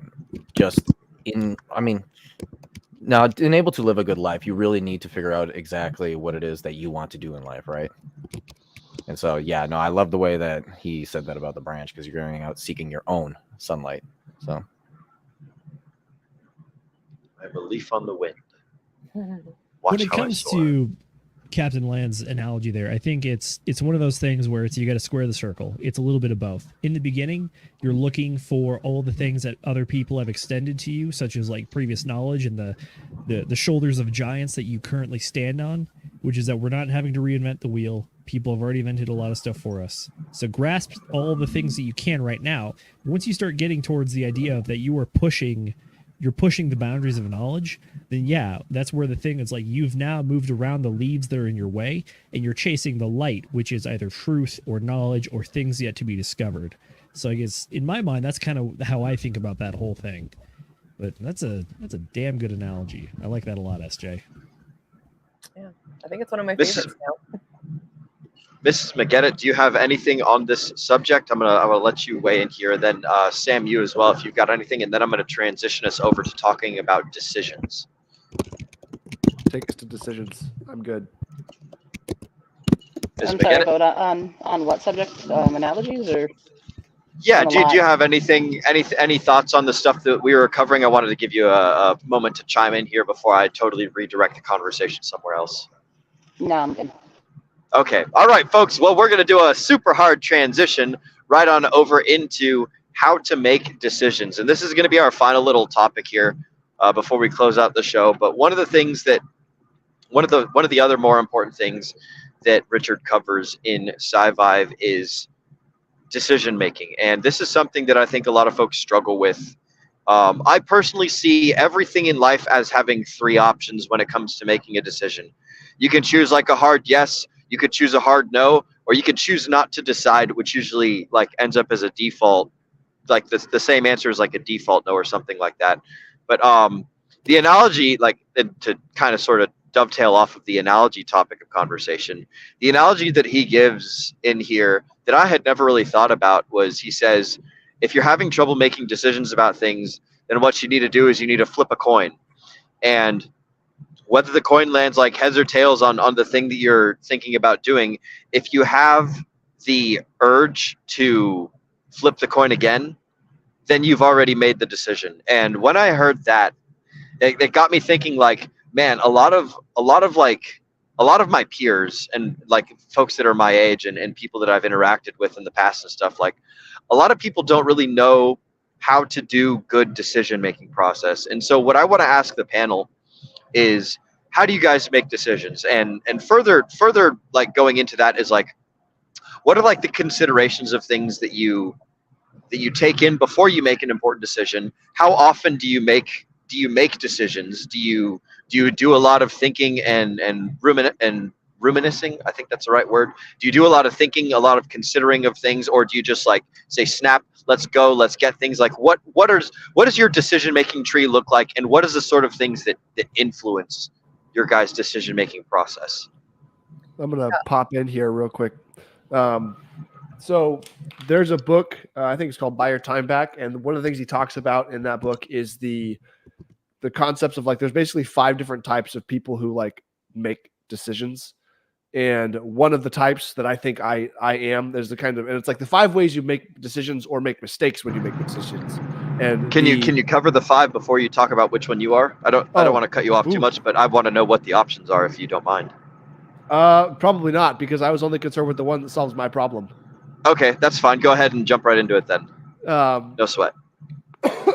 So the type that I was, or that I think I am, is the kind of person who, when looking to make a decision, the first thing that seems like it might solve my problem, I just snap and make that decision, which isn't always the best decision. It can be a bad idea because like it may not be the best deal or whatever, and like, yeah, maybe it's a good 80% solution or whatever, but like, so like I will say I noticed that's a default decision making process for myself. If I need to basically like do something like find a car insurance, right? If I Google car insurance and I'm like, oh, this one popped up, great, I want to get it, boom, boom, boom, got it, solved the problem, done, I'm gonna on to the next thing. Like that's not necessarily the best way to do that. So that's like my default, and I think everybody has like a style like that. I think you know go read the book or find out what those 5 types are or whatever.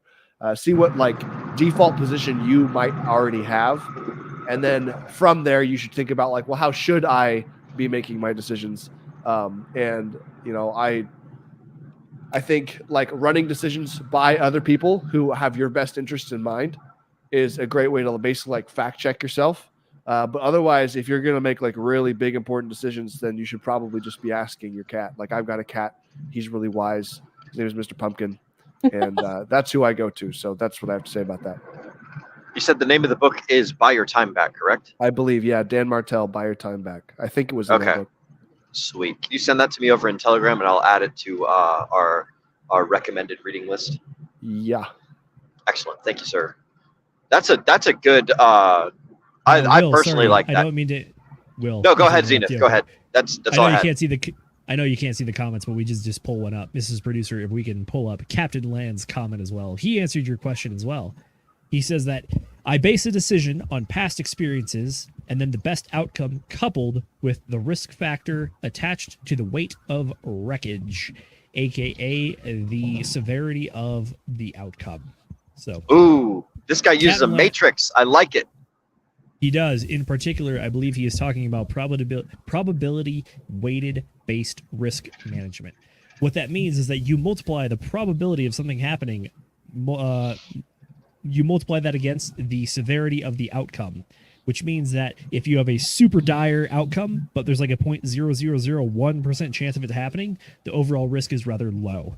However, if you have a like 90% guaranteed outcome and the downside of it is like 0.5 in your scale or whatever, then that means that it's realistically like 0.45. So there's a 45% downside, so to speak. This is a very engineering minded or strategically minded way of thinking. I was going to piggyback off this one and say that there's kind of two ways to make decision making, in my opinion. One is that you can try to be entirely, correct me if I get the sides of the brain wrong here, but it is the right side of the brain, which is the logic side, and the left side, which is the feeling side. So if you go right side here, you go to matrices and calculations and decisions, and that's how you can do that. At the end of the day, these still have to be oriented at a goal and an outcome or an overarching strategy here, but that's how you create those values and those numbers, and you can drive that direction. On the other side, this is a quote from one of my good buddies, which is that when you try to make a decision, you flip a coin, and if you don't like the way that coin feels, that's what you tell yourself. It's not about the coin flip. It's about how you feel about the coin flip. And that's where the gut is. That's where that gut decision comes in. And that gut feeling is that when you're presenting with the thing and you immediately like whinge and you say, or I don't wanna, then that means that you instinctively knew what you wanted to do all along. Even if it's in that negative oppositional light, the inverse, if you will, which is another thing that Richard Hart talks about in the chapter, which is that when you focus on certain things, you're instead focusing on the inverse. What he means by that is don't focus on being fat, focus on being fit. So in this case, you're focusing on the decision that you don't want to figure out the decision that you do want. Which, by the way, I just want to real quick say it's actually flip. So Zenith, when it's logic, it's left. It's the right. Okay, thank you. Logic is left, right is art for creative. Art, imagination, all that. Yeah. Yeah. Yep, it's actually the technicals is the right, puts you in the clouds, the left keeps you grounded. Much appreciated, Nate. That's why we keep you here. You keep me on my toes and keep me correct. Good catch. Much appreciated, brother. I had thought in my head, I was like, this something sounds a little bit odd. I'm glad that you caught that, Nate, because I would have totally just been like, oh, I guess I had it wrong this whole time. Yeah. I think the thing is that like your brain, you have the optical nerve or whatever, the connection where it actually crosses, where it's like if you are left brain dominant, you're going to be right. If you're left brain dominant, you are going to be physically right hand dominant. And then oppositionally, it's like the other way, allegedly. Huh. Yeah, that is one of those things. I know SJ wanted to talk on this subject though. So Yeah, just Get just in quickly, here.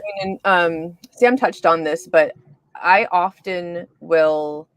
I'm one of those phone a friend people for sure. Like I believe that there's wisdom in, having a great counsel around you, and I feel very fortunate these days that I've got a lot of really great human beings in my life that I can reach out to and, kind of talk with, and I've got, everyone from people that I've just met within the last couple years within this community to, those diehard friends of mine that have known me my whole life. So I like getting that perspective, right? Where I'll call my bestie and get her perspective because she's seen me go through all of these changes and things, the entirety of our lives. And then, ask the perspective of someone like, like RG, who I know pretty well from, the tour and things is, hey, like, what do you see in this situation? And, what of me, like, how do you think this would work out?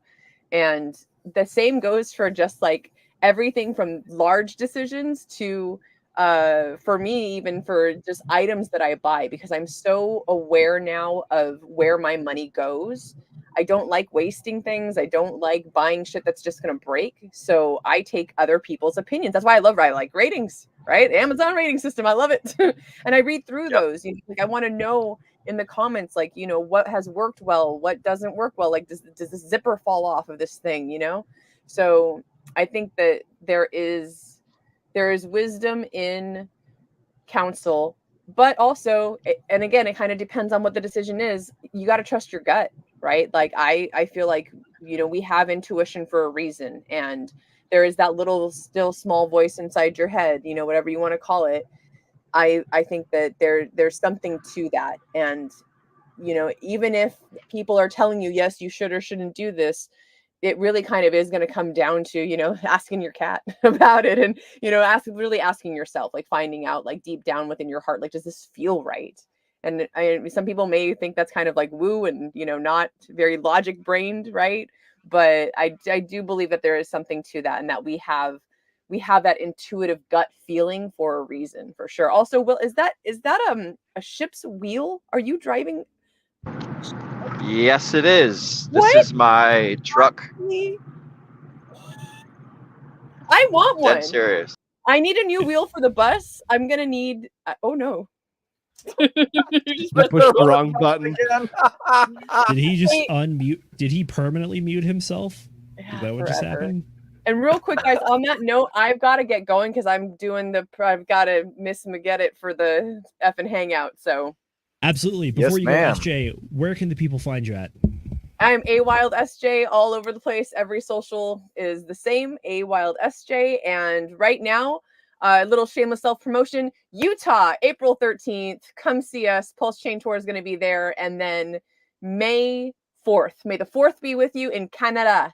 We're going to Vancouver. So those two places are our next stops on the Pulse Chain Tour. And I would love to see you there. Thank you so much for having me, DJ Roundtable. I love you guys. Real quick Love before you you as leave, well. I By the love way, that. where You SJ, gotta- where are you going right after this? Right after this, I'm going to the effing hangout on Discourse Syndicate's YouTube channel. That is a weekly show that very similar to the DGen Roundtable Whiskey Wednesday. You can come in. We've got the link for you, and everyone is welcome to come and talk about whatever kind of the topic of the day is. And I think tonight it's going to be, the title of the stream is What with What? What with Perfect. what? What with what? That's the title Exactly. of it. What?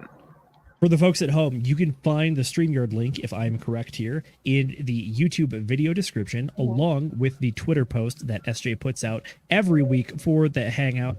And by the way, if you are not already hyped for the Pulse Chain Tour, we had the massive Las Vegas event, and we are going to Salt Lake City and Vancouver, Canada, as SJ mentioned. And the topics for the next event are going to be an event with future speakers covering various backgrounds such as blockchain, AI, NFTs, metaverse, and coding. I believe we have multiple special events confirmed for this event, including Donovan DIY and Fashion Coder, along with Hexray Vision. Yep, and the Tang Talk team. Both Drac and Brad are going to be there as well. Beautiful. Shout out to the Tank Talk Nice. team, the second place winners of the Las Vegas Pulse Chain Tour Pitch Fest. They have an awesome idea for blending Web 2 and Web 3 creation. So if you want to learn more, check out the Pulse Chain Tour in Utah. Awesome. Thank you, SJ, very much for coming on. We always love hanging out with you. Much appreciated. Same here, guys. And I'll see you whenever we're talking Sci-Vibe next. I'd love to be around. Bye. Perfect. Yep. What did I So, miss? yeah, I I'd go to actually- show a I would wheel like and then to kind fucking of- disappear. SJ got to go, We're doing- but we are covering okay. the final closeouts for your question about how do you do decision making. Okay. Yeah, and then I had a little bit to add on with what SJ was talking about, because she was talking about intuition, right? Now, technically speaking, intuition is actually tends to be, right? There's a lot of feelings involved as well, but actually a lot of these feelings do kind of come from automatic processes in your brain. So when you feel like somebody is off, or they're kind of creepy, or they're weird, right? It's because there's a lot of micro expressions that this person is showing your eyes that they're doing, that your brain automatically goes, what's going on here? A little bit confused. So she is right in decision making can actually be part of that, can be intuition. But I fully agree with her when it comes to counsel, because for me, the way that I like to make my decisions, if they're just smaller, I'll just flat make them. It doesn't matter the outcome. But then again, that's the whole risk curve, right? However, if they're a little bit bigger in my life, what I'll do is I'll take as many data points as I possibly can, and I'll fit them all together, kind of mash them into like a path, all right, like a plan, you might want to say. And then I'll make multiples of those with multiple solutions at the end, all right? And so then I will start down what I think is going to be the best one for myself and my family to ultimately benefit us. And I'm going to start down that one. Now, there's always going to be a pivot zone in these plans of mine.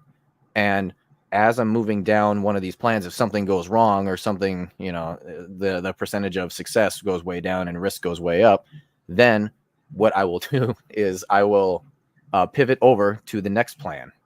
And so when you have 4 different plans that are the most likely that could have the outcome you want, I go down A, B, C, and then D.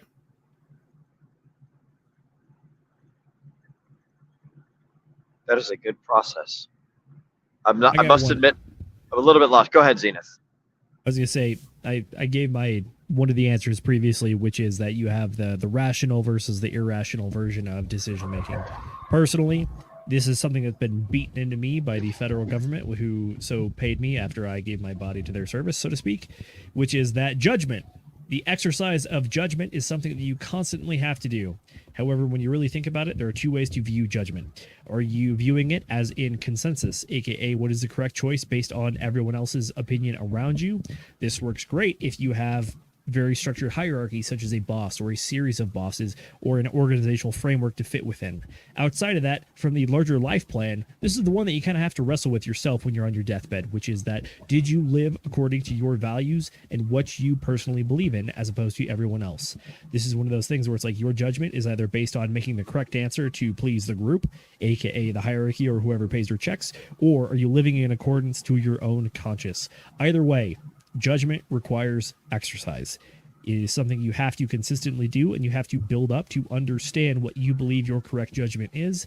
And at the end of the day, your judgment is your own. Other people might argue with you that it is wrong or incorrect. However, if you believe it is in alignment with your values and your worldview, then it sounds like you are living your life to what you think is your best. I like it. Mrs. McGettit, have you spoken about decision-making stuff yet? I have not. You have not. Do you have anything you would like to share? Do you have anything you would like to share with the class? Sorry, I couldn't resist. All right. You don't have to if you don't want to. Like we can. I'll do how we please. No, the only thing I really have is kind of a short story, I guess. I had a friend who unfortunately has disappeared from Facebook. That was the only place I knew her, so we didn't get to connect anywhere else, and she's been gone for a while now. But one time we were talking about does thinking something negative about somebody like make you a bad person? Because we were kind of discussing how, you know, you see somebody do something and you think like, oh, you're an idiot. You know, you just, something rude flashes through your mind, and then you're like, well, that was a horrible thing to think. Why did I do that? And we were talking about it just kind of casually, and she told me that she had brought up that question, the same kind of question, to her mom, and her mom had told her that the first response that goes through your head is an emotional response that society has taught you. Basically, it's what you see and observe, and kind of what life is that you see all the time, and your snap kind of thought process. That's the first thing that pops into your head. And the second response that comes in is like actually you and your thought process and how you truly think and how, you know, you observe the world. And I don't know, I guess that's always stuck with me. I kind of took that to heart. And that does play a lot of, a big role in my decision making, because I tend to try to ignore that initial, like, first thought process that goes through my head, and then wait for the second one, wait for the reasoning. And SJ brought up a really good thing that I also do all the time whenever I'm like buying products or things like that. I tend to look up reviews, and then I look through like 5, 6, about anywhere up to like 10 different like review sites. And I look for whatever is a commonality on like the recommendation list, and whatever's getting the top reviews, like whatever's in their top 10. And it's in every list top 10 somewhere, you know. And I base my decisions off of that, because I feel like that's more of a reliable source rather than just I read one review online and this sounds amazing, so I'm going to buy it. Yeah, that's kind of all I got on it. Okay. I will say that to kind of just tie all this together, the way that I make decisions is I liken it to two things. One is a flywheel, and the second is a ship sailing. The flywheel is basically like I make decisions that are in momentum with the thing that I'm doing. And I just build momentum and keep going in that direction. And then that's one of my styles. And the other style is essentially like a ship that's got a heading, you know, like I know sort of generally where I'm going, and then occasionally the wind will change, or I'll crest a wave or something, and I have to make a small adjustment in what I'm doing in order to maintain the course. Or like if I decide I want to go to a new place, then I make these like, you know, small deviations in correction, but just generally like in line with the thing that I'm doing. So that's the style that I use for my decision making process. And to liken it a little bit to Zenith's analogy of, you know, like prior service to the military and stuff, one of the things that we're taught in the decision making process is what's called the OODA loop, which is basically you're constantly going through decision making processes, constantly taking in new information, readjusting, making a new decision, and then like acting based on that, and then you get more information, and then so the OODA loop, it's OODA, it stands for observe, orient, decide, and then act. So the first thing you do is you observe. So you take in your surroundings, then you orient. You decide what direction you're, or like what's the like thing that I need to face and like target, and then you decide. You make that decision, and then you act, and then you observe more things, and then you orient to those new things. You decide, you act. Observe, orient, decide, act. Observe, orient, decide, act. Over and over and over again. So it's just a constant process. And the more decisions that you make, the better you get at making decisions.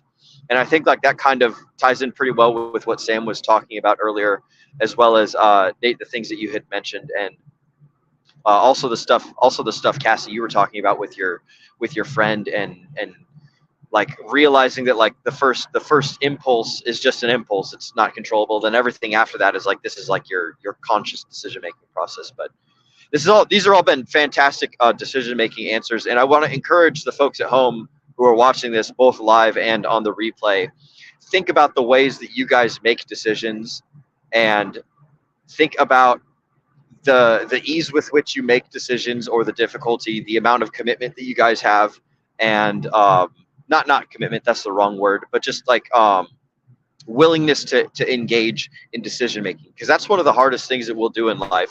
It's just constantly making decisions about everything. And the easier that you make whatever your process is for coming to whatever conclusion you choose and taking whatever actions you decide to take, the better you get at making decisions, the better off you're going to be in life, and the more empowered and the more sovereign you're going to be. One of the things that we like to encourage folks to do is just be more sovereign. That's why we're all in the crypto space to begin with. So that's my final little 2 cents. Let's go ahead and jump right into closeouts. Zenith, we'll start with you, then we'll do Sam, then Cass, then Nate. And then guys, go ahead and tell the folks what you guys got going on in the near future and where they can find you. Zenith, Perfect. take it away. Before we even get to that, I'm going to do my final shout outs to the chat. We have had so many folks come in and say hi and share some excellent thoughts. By the way, shame on me. Which, good one of call. those folks is Captain Land. However, first we have our good friend Fast Abdul. He is not here to talk about bribes, but here to talk about this thing called Dick with Butt. It sounds like that's what we're going to be talking about over on the effing Hangout tonight. He says, why are we even talking about this when we could focusing on the important things like Dick with Butt? Exactly. By the way, I believe this is a meme coin on Pulse Chain with the Dick Butt meme as the logo. So that's what we got. Speaking of our excellent commenter, we have Captain Land. He says the special guest is super cool. We also agree. Wild SJ is super cool as well. She is a very unique individual, and she also puts in a tremendous amount of work and effort for helping not just the Hexagon community as a whole, but also the Pulse Chain Tour. She is RG3's personal assistant, or maybe not personal, but Pulse Chain assistant, we'll say. And she does a fantastic job behind the scenes. So she is absolutely one of those less known heroes of the events. However, she is definitely one part of the backbone that holds it up and keeps it going. So thank you, SJ, for coming on. We really appreciate you. Next up, we got Jason Smith. He says, bam. Indeed, this is the fam, the DGen fam. After that, we got Charlotte Nightstar, the werewolf. Thank you so much for all the chats you've been putting in. We see everything you're putting in there. She says, hi, all. A very happy smiley face. Up next, we have the Funkmaster Hex. He says, ladies and gentlemen, good evening. Good evening to you, sir, as well. Posting up the drink. We appreciate everything you coming to all these and showing up. He's definitely one of the guys that really just supports the boys. We got Moonmutt said decisions. There you go. Thank you, Moonmutt. By the way, classy logo. That is the Pulse Chain Hex Pulse X combo logo. I like that one a lot. It's a nice piece of work because the X fits in very nicely with Pulse Chain and Hex. Lastly, we got Chad Donner Schwanz. My Hell dude yeah. Will hosting while driving is the MFing vibe. It is a vibe for sure as well. We got Will, our captain, at the helm, literally. So there you Yep. go. Excellent. All right, that is it for the chats. If you have any last ones, put them in there. We'll probably highlight one more before we get out of here. Other than that, thank you to everybody. I see Paul Sachs. I see Moonpilled Rational Optics. We got Charlotte. We got SJ. We got everybody. As for me, you can find me at ZenithDI or Hexago Space Force on Twitter, Instagram, and YouTube. I try to post all sorts of topical things in the Pulse Chain community, as well as a good meme to help alleviate the tension and provide some insight as to what's going on. This is the book club. Next week on the book club that I'm hosting, we're going to be covering Outliers by Malcolm Gladwell, and we're going to have special guest, the other side of the coin from Wild SJ, the captain, RG3 himself. He's going to be coming on the stream to talk about Outliers. That was his recommendation to us, so we are very excited to dive into the knowledge he wants to share with us. His previous recommendation was The Speed of Trust, and that was my Dark Horse Sleeper of 2023. So this one might be the Dark Horse Sleeper of 2024. Either way, go check out Speed of Trust and tune in next week for Outliers with RG3. That's what I got. Nate, where can the people find you, my man? You can always find me here at the DJ Roundtable, just doing lots of things. I will not be going on the effing hangout tonight, even though I already said at the last hangout that meme coins are kind of the deal, right? And we should encourage it. Why? Because that's a ton of activity. And if there's a lot of people going back and forth with a lot of activity, what is being burnt? PulseX. Cough, cough, PulseX. Exactly. So now you've got a city, right, in Pulse Chain that a lot of people are moving into or bridging into, okay? And they're doing things on it, and they're going to realize just how much fun it is over here. But then you've also got a lot of people memeing back and forth, which is helping out the casino, PulseX. And so for anybody who wants to sit there and say, no, this is a bad idea, I think that you need to take a step back and you need to look at the bigger picture, buddy. So, yeah, I've been getting dunked on for that, though, I guess. It is what it is. So. But, yeah, again, though, I am doing consultations. I got to go grab my thingamabob here. But, yes, I do have a... I'll just grab it and throw it in there real quick. The link tree? It's right here. All right, so I got this link tree right here. And that is where you can find me at all my socials, including probably the most important right now for the people getting left behind, which are consultations. So, yep, I mean, guys, I know some people are afraid of getting left behind. And as of right now, there's a lot of dipping going on. And we want to buy coins that are going to be doing really well coming the true altcoin season. Because as of right now, this is just a warm-up, guys. It's just a warm-up. And so, yeah, you want to be set. You want to get your bags packed and ready to go. So go ahead, hit me up at my link tree. You'll see it right there. And yeah. So Mrs. Maggette, what's up? Not too much here. I'm just going to pass it on to Sam because I think he was actually supposed to be going first there. Well, we call that karma because I cut someone off earlier in this conversation, so it's all good. We're all friends here, brother. You're good. Excellent. So, well, if you want to find me, first of all, if you want to get a hold of me, the best place to do it is Instagram at samuel.d.stevenson. If you want to check out some websites and other stuff, just go to thesam.pls.fyi. You can check out some stuff there. If you want to know what I'm about and what I can teach and all the residential construction stuff, check out the school server I've got. It's free. There's 2 classes right now. There is the home building program, the long version, and there's a framing design program. I'm going to be coming out with a condensed home building program, and I'm going to be coming out with a home design program. I'm going to teach you how to do what I do, drawing plans, so that you can do it too if you want to do it.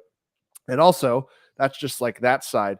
If you want to see bungalows for bachelors, that's where I've got stuff where you can learn about construction, learn about how construction can help you and your family.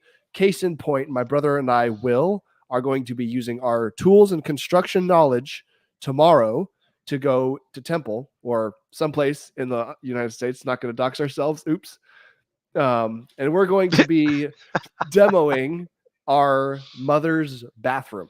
So if you want to see Will and I get some like tool stuff going on, I'll be dropping videos and stuff out throughout the day on @BFB Success on Instagram. So if you want to watch that, check it out there. I'll also make a video.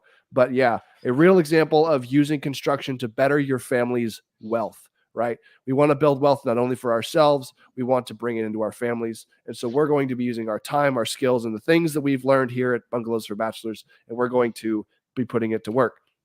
Last thing I want to say is for all of us crypto folks out here, we're here to make money, right? And one of the things that we all understand is wealth building, or at least we should. Excuse me. Just about, wow. Okay. And I just about guarantee you that there is space in your house that is wasted value. And so when you've got all your money and you've got your big bags and you want to get yourself a custom home, then you hit me up. We'll design you something and you'll kill it. That's all. Hell yeah. Excellent. Good plug. I like it. All right. So for the folks at home who don't know who I am, I'm Will Stevenson. You guys can find me at Linktree/Will Stevenson. I don't have the link handy and I'm on a phone. So you guys will just have to wait till we do another DGen Roundtable stream, which will be this Sunday. So come check us out on Sunday. Brendan and Zenith are going to be talking a lot about hang this. on there. Oh, We got what's up? We got crypto coffee on Wednesday. No, Wednesday Sunday, sorry. after Sunday. Okay, Sunday, yeah. Sunday, I was like, Sunday. She's what are thinking- you? What? Yeah. Okay. You're right. We do have crypto coffee coming on Wednesday, but before Wednesday, we're gonna do the Sunday stream, which is we're gonna be covering the FOMC news. Zenith and Brendan have some fantastic information on that. They're super duper in tune with what's going on a macroeconomic level over here in the United States. So I'm going to be sitting like a nice pretty flower on the wall and listening and absorbing for that stream, and it'll be excellent and fantastic, and I can't wait for it. And then coming up after that, Mrs. Magetta is absolutely right. We do have crypto coffee coming on. He has confirmed with us, is the word that I'm hearing from the rest of the production team, that he'll be here on Wednesday. So you guys can look forward to an excellent special guest Wednesday with crypto coffee. And like Zena said, our next book club is 1 week from now, where we're covering the book that he said we were covering that I totally forgot the name of, but it's okay because you guys already heard it. You guys can find us all in all of our links for everything that we do is in the description below. It's a very large description. You can also find the link to join the Telegram. If you're too lazy to click on that link, you can scan this QR code that is right over here. Yeah, you can scan that QR code right there, and that will bring you guys into our Telegram chat, our Telegram community. It's free for now. It's always going to be free. Or if you want to be really creative, you can type in bit.ly/degenerate_roundtable up in your URL, and that bit.ly link will also bring you into our channel. And if you guys want to proselytize, that's how you do it as well. In closing out, Mrs. Magetta, go ahead and get that trigger figure ready. And I want to thank the folks at home for sharing your guys' time with us. To quote Agent J, we know that it's your guys' most valuable asset. And with that, I want to remind you guys to degen responsibly.